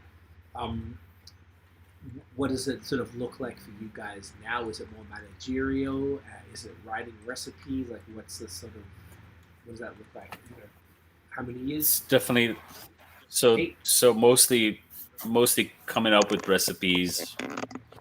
Production management, a little bit of that, a little bit of administration, a little bit of kind of sale. We're really not doing any sale per se anymore. It's just mostly the customers we had, and there's mostly end users or customers that come to the brewery or purchase our beer. So in that sense, and we are in almost all the LCBOs in Ottawa with 2 different beers, but it's mostly velocity. The frequency, we just maybe do a flat a week or something like that for each location. Some grocery stores. So anyways, basically what I'm saying is, like, there's not much of a sale happening for us at this point. We're kind of at the point that we think we need some more production facility in terms of like brew house, fermentation space. I don't think we can push our brew house any more than this right now, really. I think our next step would be a bigger brew house. And so, yeah, we have a great team of staff, and they're amazing. They are passionate about what they do. They love what they do, and I think they're great help for us, absolutely. And we love having them there, every single one of them. And I think what happened was, when the pandemic started, I just really wanted to avoid talking about this thing, but just like it's there, right? No, so we got to touch on it. When it started, we just put a hold on any planning, any working we wanted to do for the future of the brewery, just to survive. And that's because, like, it was funny. We have a young boy at the time, and Laura was pregnant, and we would sit in the car sometimes in the weekends, and we would deliver beer in addition to the 2 drivers that were working for us. So it's like, that's how busy was the delivery in Ottawa, and which was amazing. I mean, we appreciate all the support we got, and we were fortunate enough to be operating throughout the time that a lot of people, lost their job, and we just feel for them. But it was important for us to be able to keep our staff busy working, so that we didn't have to lay them off, and that was important for us, and we were lucky to be able to do that. We had a bit of a kind of had to rejig the staff around a little bit when that happened. So people sort of fell into different roles, but we were able to keep them all on. Absolutely. We even hired a couple of people. Right. But yeah, so nothing really happened in expansion side. So now we're kind of sitting and thinking about it and planning for it, and so hopefully soon. I don't know when. But. That makes sense, and I guess that was probably the same similar situation for a lot of breweries where it was more about survival than growth for the last year and a bit, and just to keep it going. And Absolutely. I'd love to hear that about the customers keep, and I feel like that's been a very similar story from the last 15 months or whatever it's been of doing the virtual Absolutely. podcast and talking to breweries, and it seems to be a pretty consistent story where people really like breweries are such an important part of our community, and the last thing anybody wants is for this thing to be over/managed and breweries going. So I think that that lack of whatever people were spending before on transit and travel, throwing it right to breweries, because what else are you going to do when you're stuck at home? I like that it's kept it these community hubs, because that's what really breweries are. Like it's where people meet and congregate, and based on exactly what Nate was talking about, that really summed up what you guys have really fostered in Ottawa, and it's amazing. From the early days, 1 of 4 or whatever it was back in the day. So that's super cool. Then the next, and Ottawa is such a and Ottawa is such a great community that really Absolutely. turns up for its beer scene. I think it's a community that really wants their breweries to do well, I find. And what you've just described that really shows that with how with how many deliveries you guys were doing, when that's kind of one of the only options to get beer to your customers and whatnot. And it's so great to hear that you guys were able to keep your staff employed and working, and even bring on a couple. When we were chatting with Josh and Scott at Dominion City back in March, they told a very similar story. It was everyone was working. They weren't necessarily doing the jobs they were hired for, but they were still able to be getting their paychecks. So it's great to hear that you guys were able to do the same for your staff. Absolutely. It's just people are amazing. It's hard. I don't know how else to say it. We really appreciate it for sure. Yeah, it's so cool. So then the expansion. So would that mean that you guys would? I know it's super preliminary, but would you be looking to just sort of have a whole other facility that's just production, or is there a way to expand the existing space? So those are all the stuff that all the avenues that we're exploring. Really, it's hard to say at this point, but we're looking at all of that to see what it is. Okay. Yeah, our current location is pretty tight right now. We've got it pretty full in there, so we definitely need more physical space. Sort of depends on what comes available, I guess, at this point. Gotcha. I mean, I guess one other option which probably wouldn't be optimal would be contracting out some of the larger stuff, but then you would lose that control, which I imagine is quite important to you. That's one thing we have talked about that we probably would never do.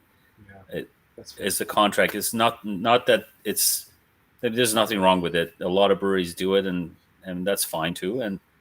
But we just like to have everything done at our brewery, and that was the reason why we didn't have much money. We just bought a manual canning machine from Cask with 2 header. We just push the buttons, kind of we just wanted to do everything ourselves. Right. And so, yeah. Anyways.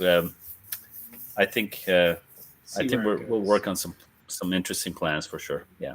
Okay. And what would be, I'm not trying to get too deep into it, but would you be looking to do? Would that be to sort of expand it to LCBOs across the province? What does the expansion look like? I guess just maybe because a lot of people don't even really know what what that could mean, because I always love whenever I come to Ottawa and I go to the one, I think it's on Bank Street, the big one, and I'm like, oh yeah, it's full of local beer, and I'm like, wow, when I'm in Toronto, like I can't get any of this stuff. This is amazing. It's just super cool to see that. It seems like, look, Ottawa, compared to say other towns, from what I've seen, are really representing for the local breweries. So for expansion, yeah, what were you guys sort of thinking? So obviously I think our focus is mostly to get direct customers, selling direct to people. Okay. Like hopefully once everything can open up a little bit easier, then we have the tap room back open. So that's our goal, to bring more people in the tap room. Okay. And also, I don't think home delivery is going to go away. No. I think it's like an interesting thing that happened, and people like it, and we like it. So it's kind of like, I think we're going to continue that. LCBO is obviously an avenue. We have 2 brands in the LCBO. I don't know if we're going to increase that number. Right now, we're just in Ottawa. We are actually starting next week. We're going to 7 of the beer store locations as well with Velocipede.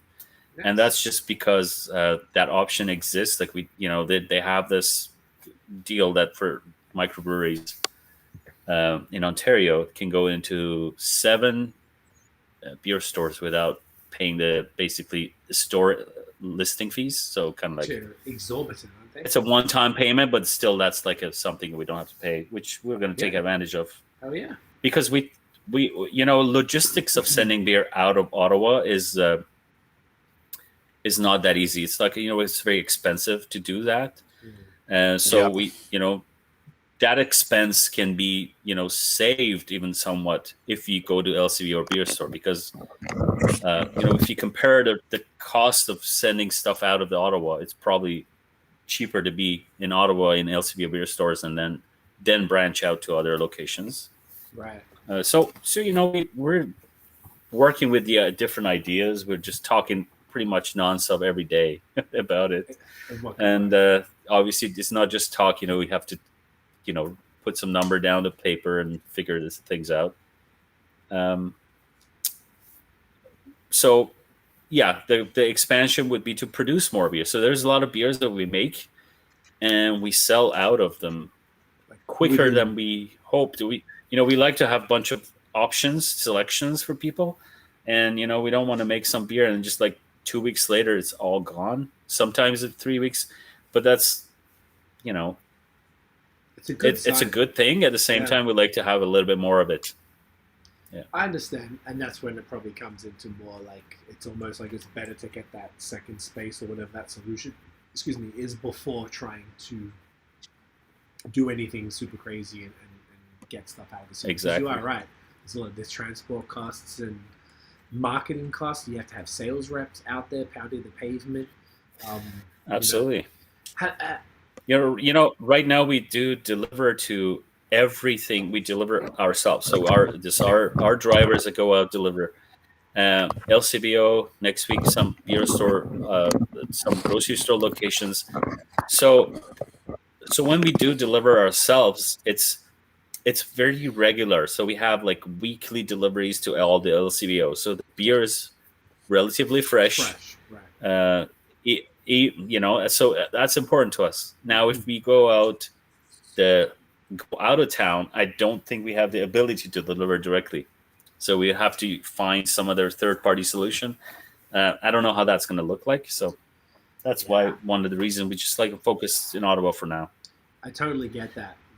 And isn't there like I was speaking to Leftfield a few years back on the podcast, and they were explaining how they do it. And they were saying that there's 2 different paths to working with the LCBO. There's one where you deliver it, and there's one where you go through their warehousing system. And if you deliver it, please correct me if I'm wrong here, I believe that if that you're able to maybe dictate the terms a little bit more, because maybe they'll order too much, and then you'll see, and if they're not moving through it, particularly a beer like this or Frequency or Velocipede that are all IPAs that are temperature sensitive and also time sensitive products, they have a finite shelf life there. Sometimes the LCBOs, as we all know, I've gone into whenever I go to. Funnily enough, I keep all because Quebec is a pain in the ass. I keep all of the empties and I take them to Hawkesbury, Ontario, like halfway to Ottawa, to take them back. Right. Obviously, the border's been closed for a while, and last time I was there, this dude comes up to me. I was counting the cans, and I had to be like, yo, stop, let me just write down how many.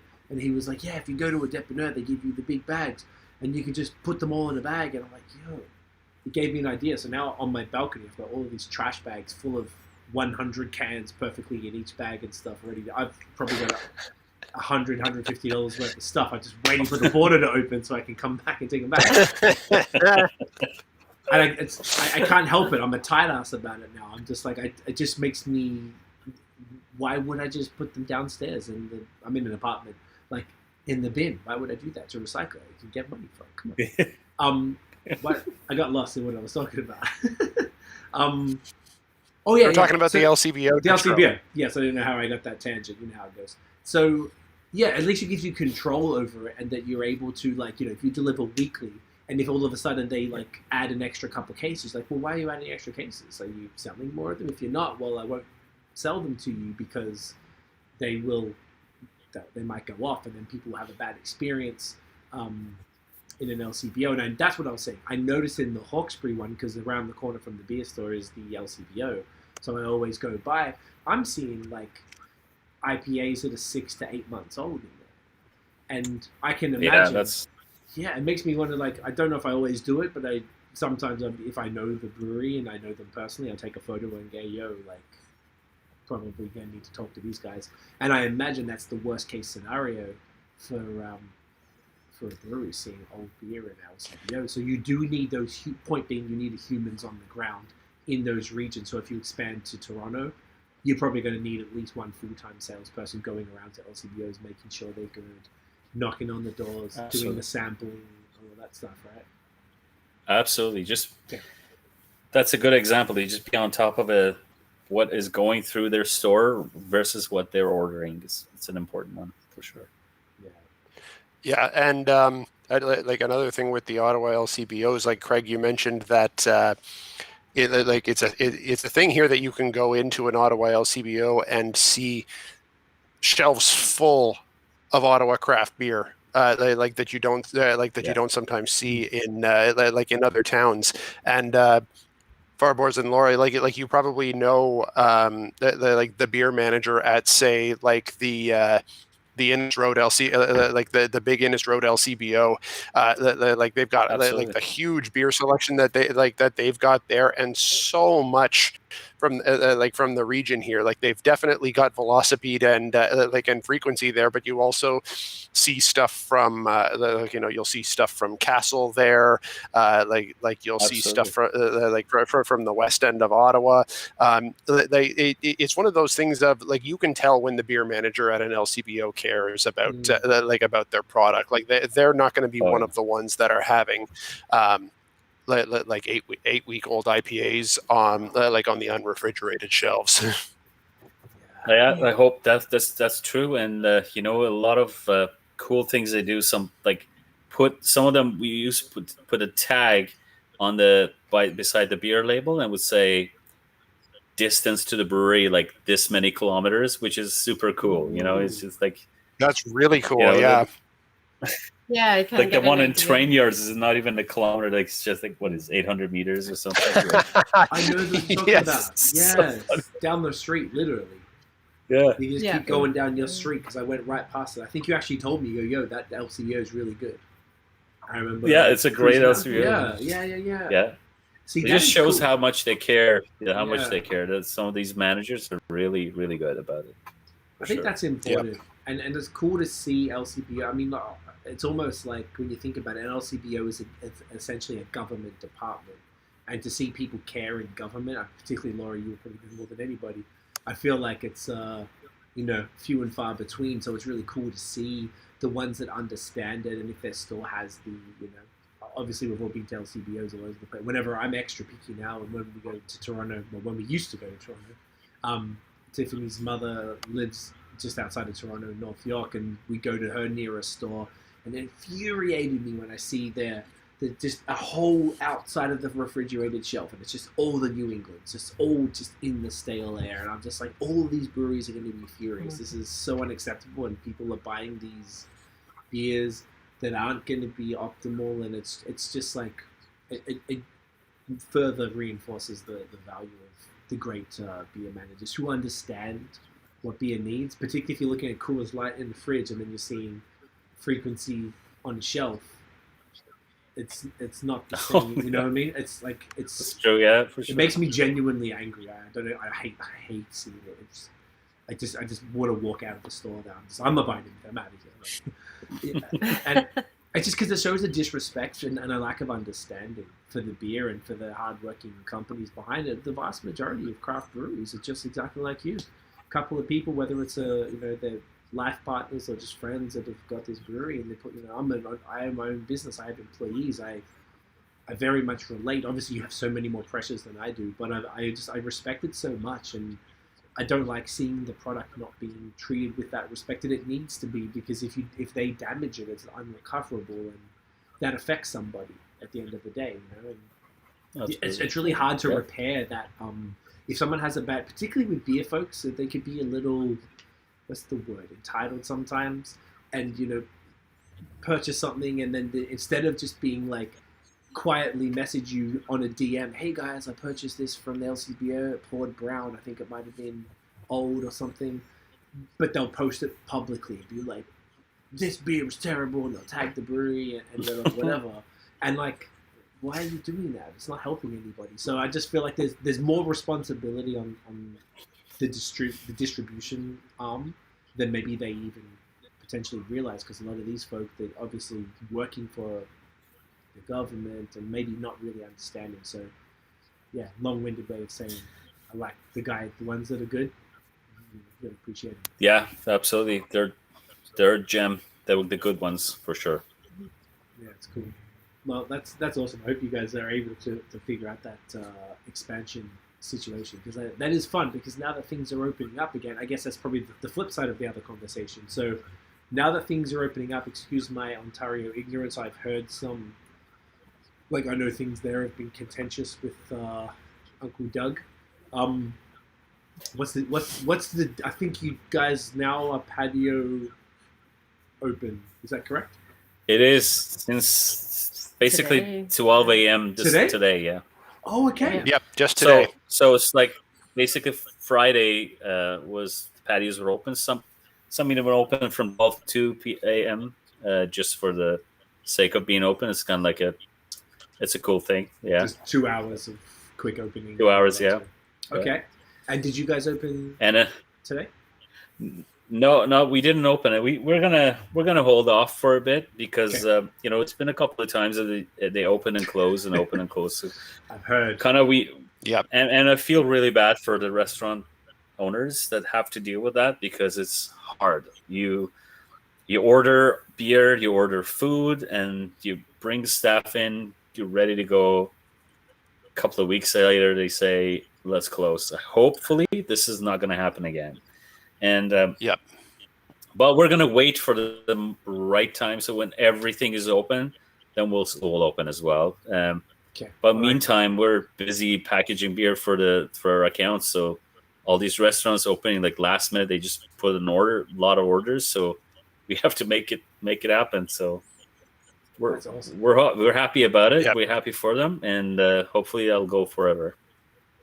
I was going I respect that. I was going to touch on that actually, because that's something that sort of Nate casually kind of like. I think it was you, Nate, where you were telling me a month or two ago that Ontario passed the law. I feel like it was just uncelebrated, but passed the law that people can open independent bottle shops, and it kind of just like, oh yeah, cool, it's another thing. But I'm just like, this is like a war that you guys have been fighting for forever, and all of a sudden people, you're allowed to open as long as you have like a packet of chips, essentially, like.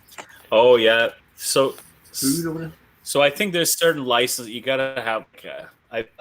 I haven't looked into it, but I think if you have a restaurant license or like a Tide House license, where you can buy beer or like other products from other manufacturers, wine, beer, cider, whatever. All that, yeah. And you can sell it to go as long as you have food And in the food can be package as just well. chips, right?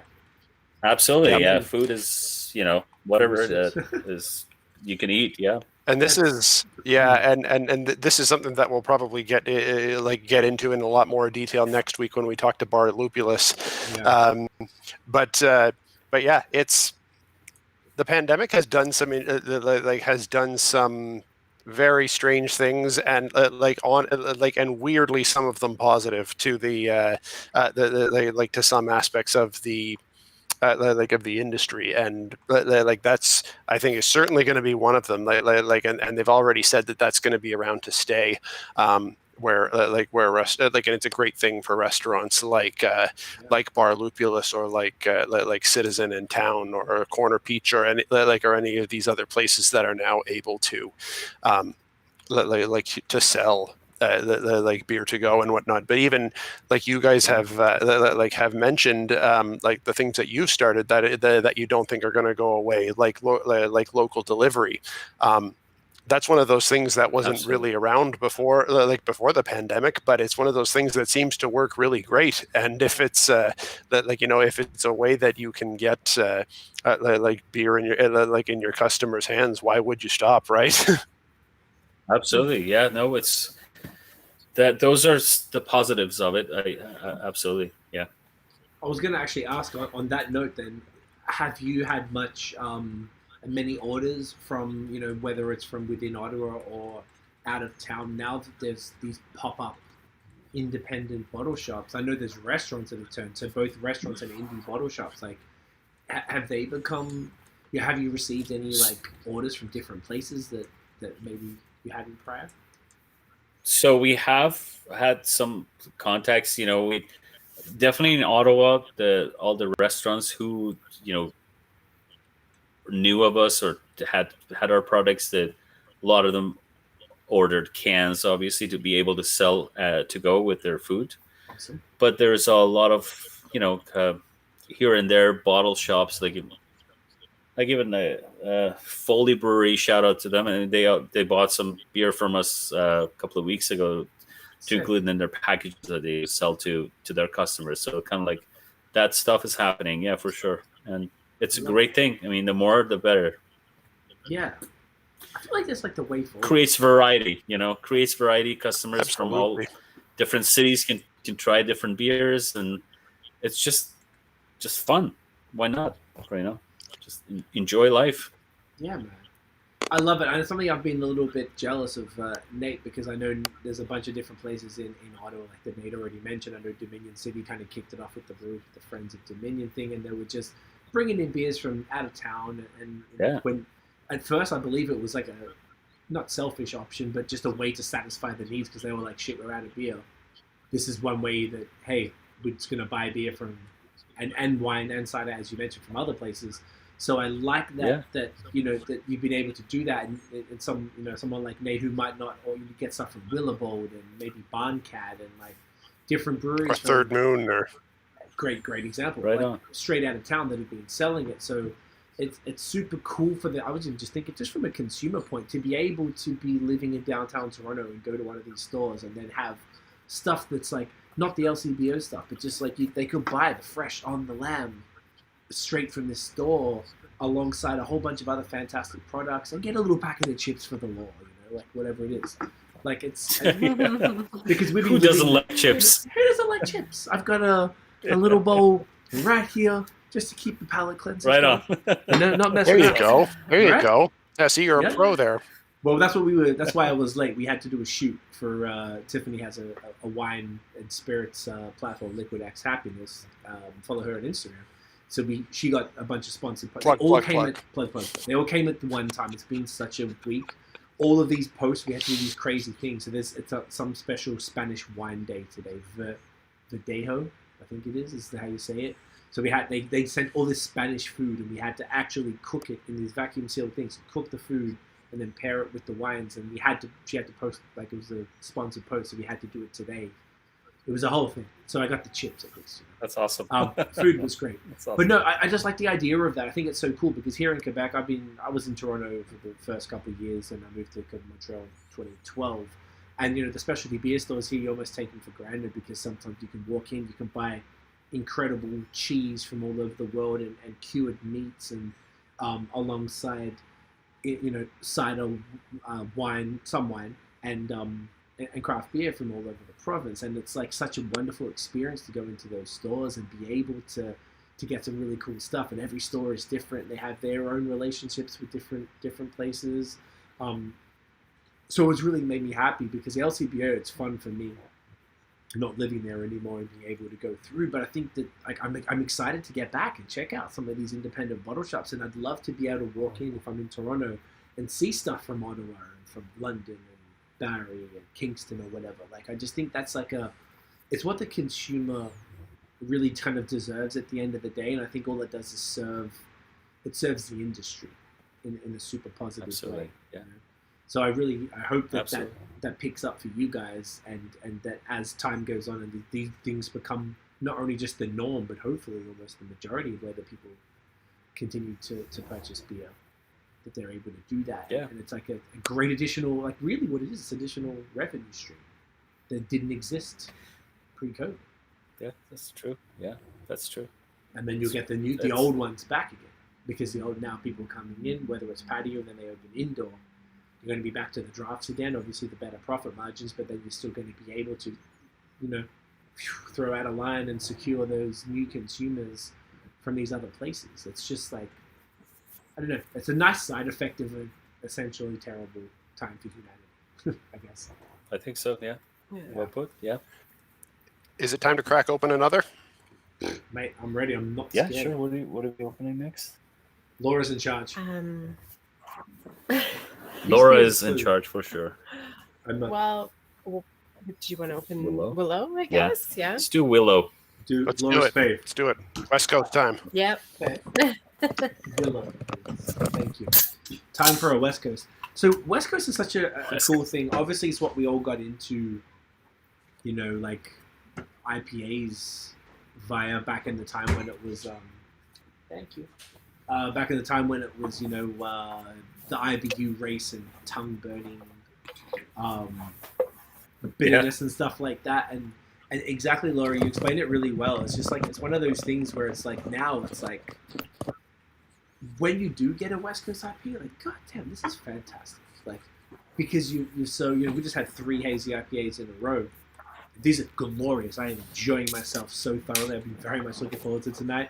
And there's just a nice change of pace, like, I feel like there's just like with craft lagers, when we all got into them at the beginning, and then, now, you macro, you went through the Euro lagers, and yeah, it's kind of got boring, and you move on through the color wheel and the Belgians, and then the trendy stuff, and then now lagers are coming back, and personally, I'm just like, kind of what we were saying, like, I love, if I can get my hands on a lager, I'm going for it.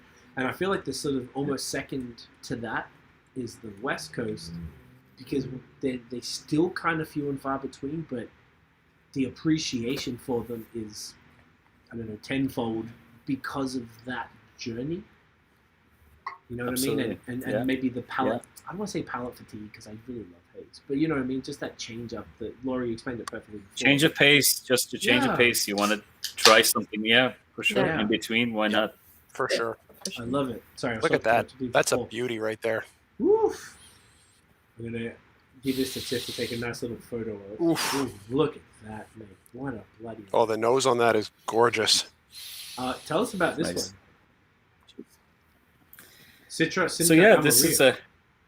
Yes. So we kind of like brewed a beer with... so our philosophy, as you're familiar with, is more of a traditional West Coast, a little bit more bitter, a little bit. There's a tiny bit of caramel malt in it. Okay. Yeah, it's darker. There's a bit of a rye in it, so it kind of like give it a different dimension. And so we wanted to do a West Coast that doesn't have any caramel malt, and kind of like still use the Simcoe and Murillo, like the all-star. Like I love those the combination of Cinco and Amarillo. It just works so well for West Coast style IPA. And we just throw in some Citra just for a little bit extra citrus character, and it just worked out all right, and we decided to keep it. So cheers to you guys. Yes. Cheers, everyone. Cheers, guys. Cheers, friends. Ooh, Cheers.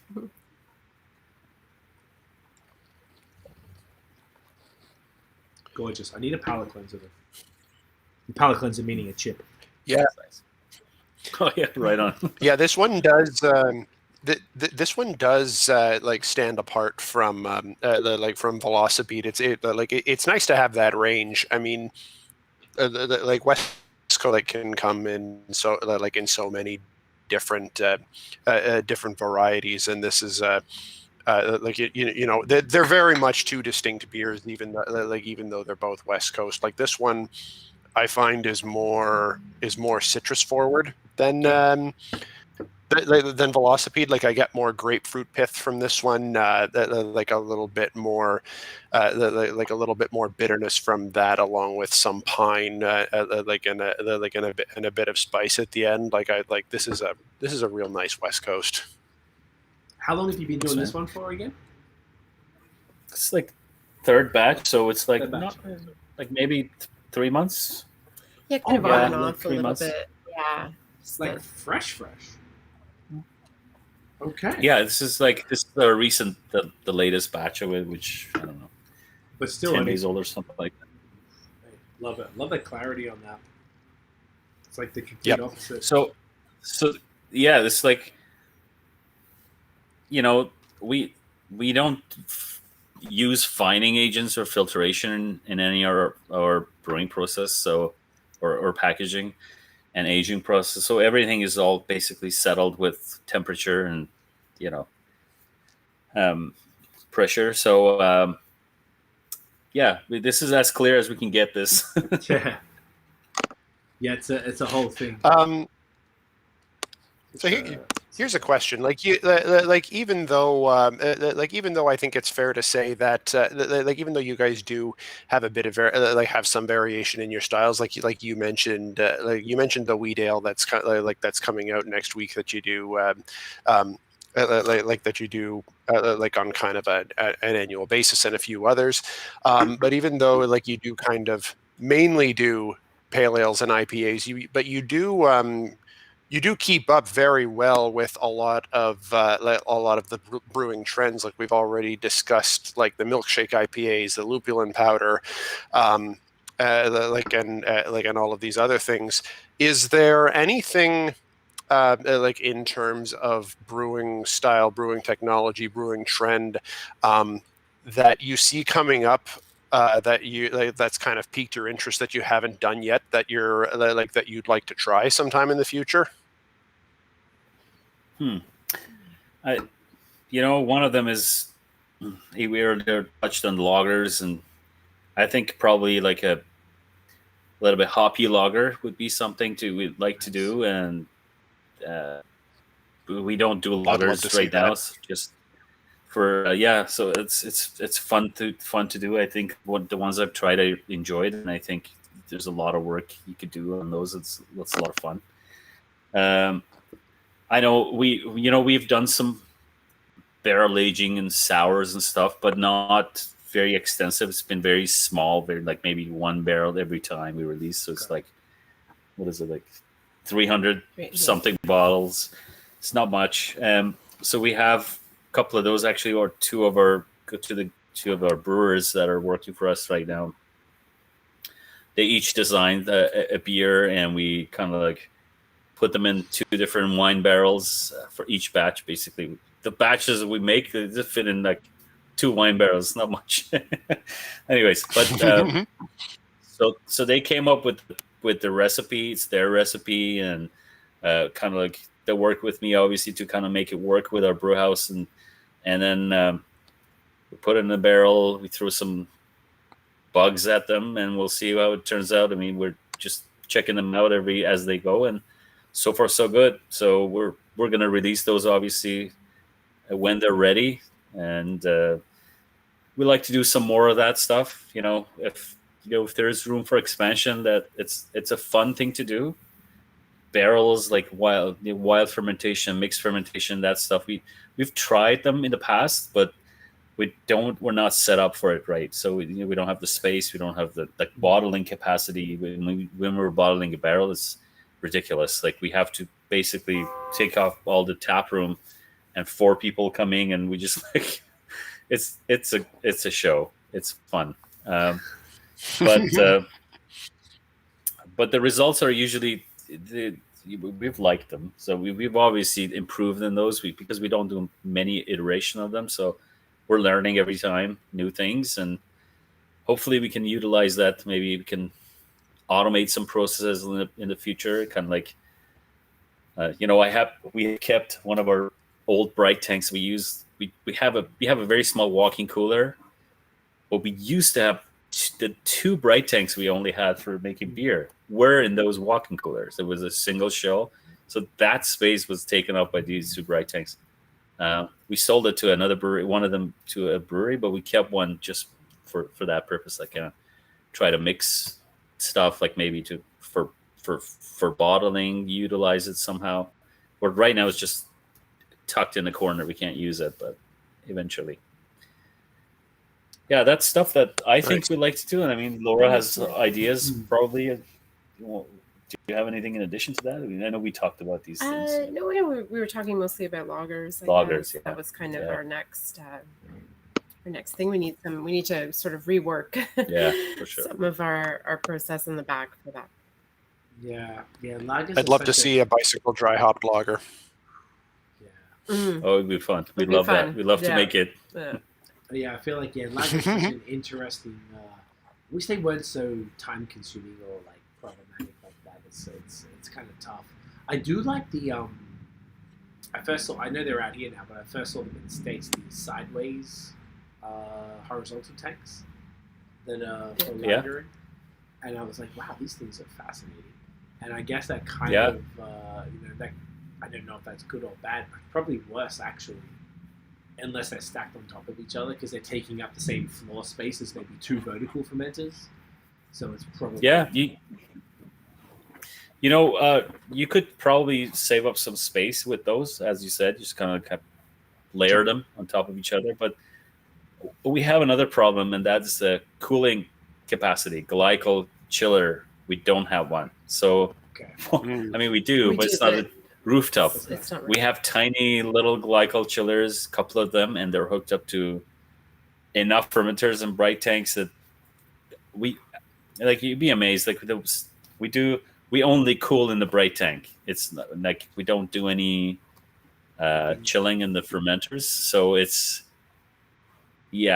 pretty tight in terms of that kind of facility as well. So we got a lot of work to do in that sense to be able to make a lager.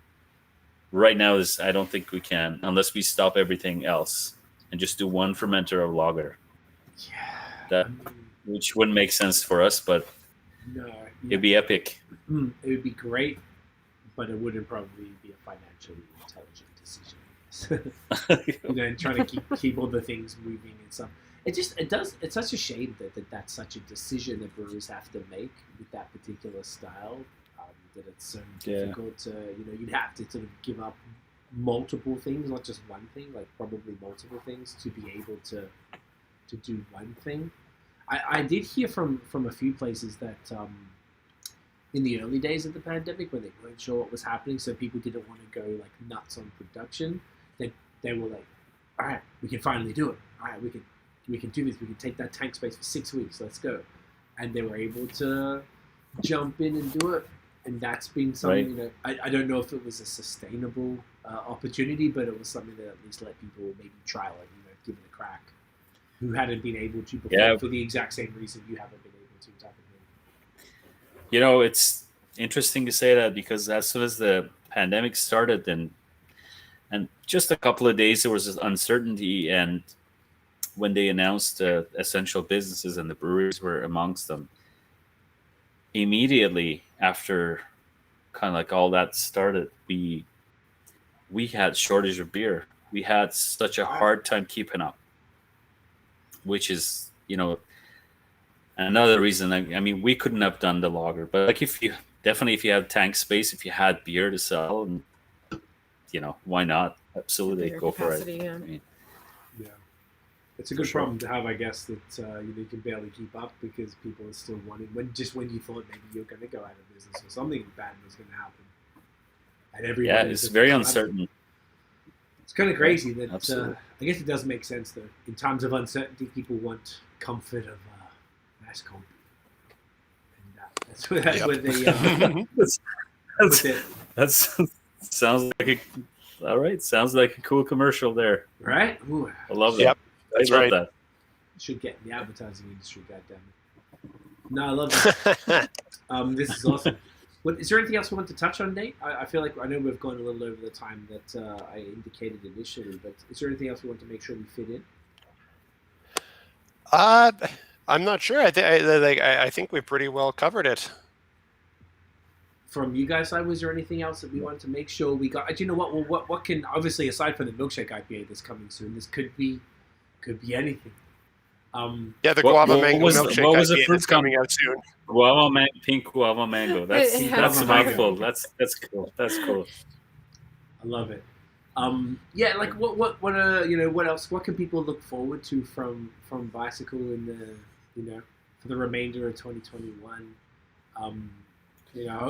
Maybe obviously whether it's like beers or different things that are happening that you're able to talk about. Given that all things go well and that things get relatively back to normal, where folks can now dine inside and outside and it's safe and all that stuff. I think mostly we're looking forward to welcoming back everybody to the tap room, to our tiny patio, just to see our customers in person again. We would love that. If that could happen this year, that would be amazing. Absolutely. That's kind of the biggest thing for us. I think probably, our events we'll slowly start to phase them back in when the time's right, and hopefully that's soon as well. Yeah. I think beer-wise, we have Juan Almonte is coming back. Oh yeah, which I'm pretty excited about. What's that one? It's our annual jalapeno pale ale. We do a jalapeno pale ale. It's like it has its own following. It's fun. It's fun to do it, and it does have a local cult following. It's that's always an interesting one. Just before the 2019 was the last time we had a huge party for it, and we had a mariachi band. And who knew you could get a mariachi band in Ottawa? We did. We didn't know that, and we looked around, and there was one band. We hired them. Yeah, they were so good. They were awesome. They were awesome. And then we had the tacos, and it was a blast. It was a blast. Yeah. So hopefully someday we'll get back to those great events. So this year there's no mariachi bands, but Juan Almonte is going to drop in. We brewed it just yesterday. Yeah, Thursday. Yeah. And also, we may get a little bit of a facelift. Yeah, maybe. Oh yeah. We are. Yeah, we're doing a little bit of a logo. Yeah, we're just like reworking things. Still working with Jamie, character creative, talented people, and awesome designers. But we kind of had something in mind. We pitched it to them, and they came back with a couple of designs, and we kind of went back and forth for. I think they. We really, really went back and forth because we had something in mind that's hard to describe. Anyways, they delivered, so we're gonna maybe make some changes in our logo and kind of like some designs, and also funny thing, like not many people have been talking about it, but it's like Ontario has opened up farmers markets to the breweries, and that's awesome. It feels very natural, like to be in a farmers market and buy your beer there. It's fun. I wish I could be doing that back in the day when I was looking for a beer. Like just like go to a farmers market, buy a fresh bread, then go another stall, get your beer, go get a couple of vegetables and produce, and then go home, have fun. That's so a great happening point. now. It seems like such a natural fit, right? Like if you're going to be somewhere where you can like buy so many local goods, to now be able to buy local beer there as well. It just seems like such a perfect fit.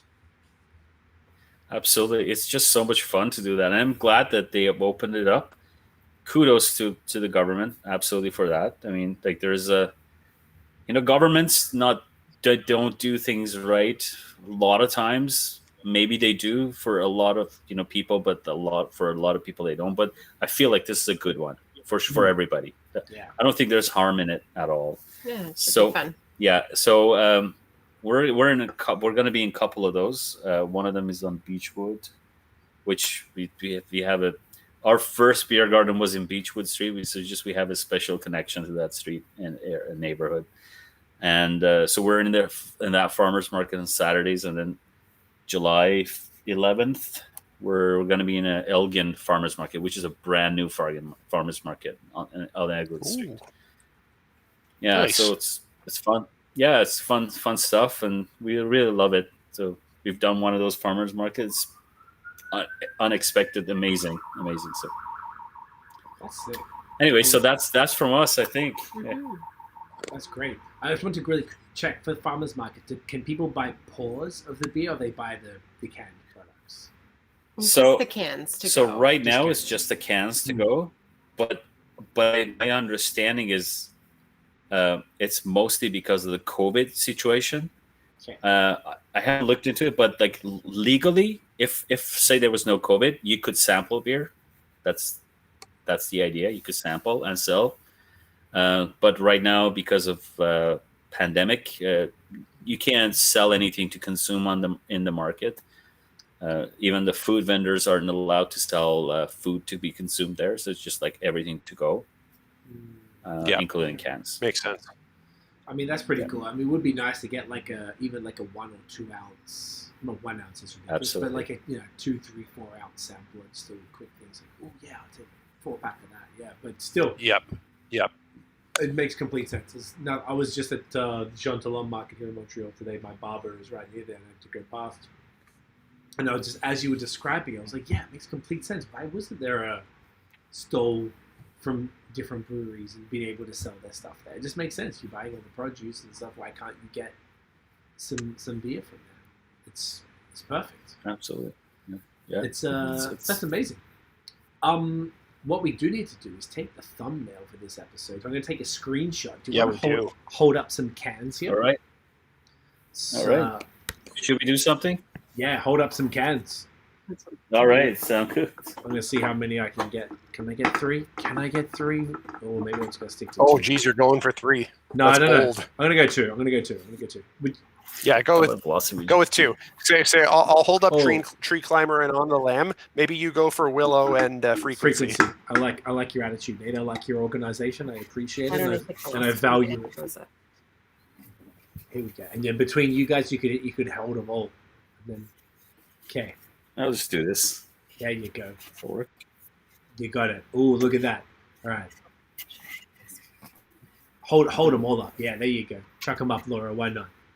You got the T-shirt as well. The T-shirt to the left, to your right. The other left. There you go. Perfect. There you go. There you go. Yeah, there's a bit of a delay. Oh, that is stunning. Awesome. Let me make sure that's good. That is great. Oh, I'll put down the Christmas card. That's beautiful. Guys, thank you so much. This was like really fantastic. Obviously, this is not how I thought it would go down. I thought we would be there in person, but I guess these are the next best things, and at least we're able to share a beer together and hang out for the evening. And I really appreciate your time. It's super dope. Do you know what? Tell everybody where. First of all, hang on to the end of the call, and we'll say goodbye off air, but we'll wrap up here. Where can everybody find Bicycle Brewing online? So on our website, it's at bicyclecraftbrewery.ca. So we sell across Ontario, which is like a government regulation, of course, but flat rate shipping in Ontario and free home delivery in Ottawa area as well. And then we have a walk-up window right now, so you can order through kind of like an ice cream window, but it's for beer at the brewery itself. That's amazing. I love it. And it's at Bicycle Craft Brewery on Instagram. Yes. Yes. Yeah, at Bicycle Craft Brewery, yeah. And you're on Facebook and Twitter as well. You're everywhere. So make sure everybody go follow you guys. Uncle Nathan, where can everyone find you, my man? So, Instagram, Twitter, Facebook at NathanDoesBeer. I'm also on the BAOS podcast blog. There's a quick link to all of my blogs at NathanDoesBeer.com. Fariborz, Laura, it's so good to see your faces, and I can't wait to see you guys again in person, hopefully very soon. It was great seeing you guys. It was so much fun. And Tiffany, I know you were there, so just a high five from here. And we met once, and she was amazing. Yeah, she's listening. She can hear you after the delay. Awesome. It was great to see you guys and great chat. It was a lot of fun for sure. Yes, I appreciate you all. Stick around. I'm going to wrap it up, and then we'll say goodbye there. But everybody, thank you so much for watching and listening. If you enjoyed the episode, smash the thumbs up. Hit subscribe below, hit the notification bell so you know when the new episodes drop. Follow us on social media at BAOS Podcast, and check out the long form audio so you can hear freaking legends like Nate, Laura, and Fariborz talk about craft beer. We'll be back next Thursday at 9 p.m. We have Nate with us every Friday until the end of June at 9 p.m. as well. So stay tuned. Lots coming this month, guys. We'll see you next episode. Have a great weekend. Cheers.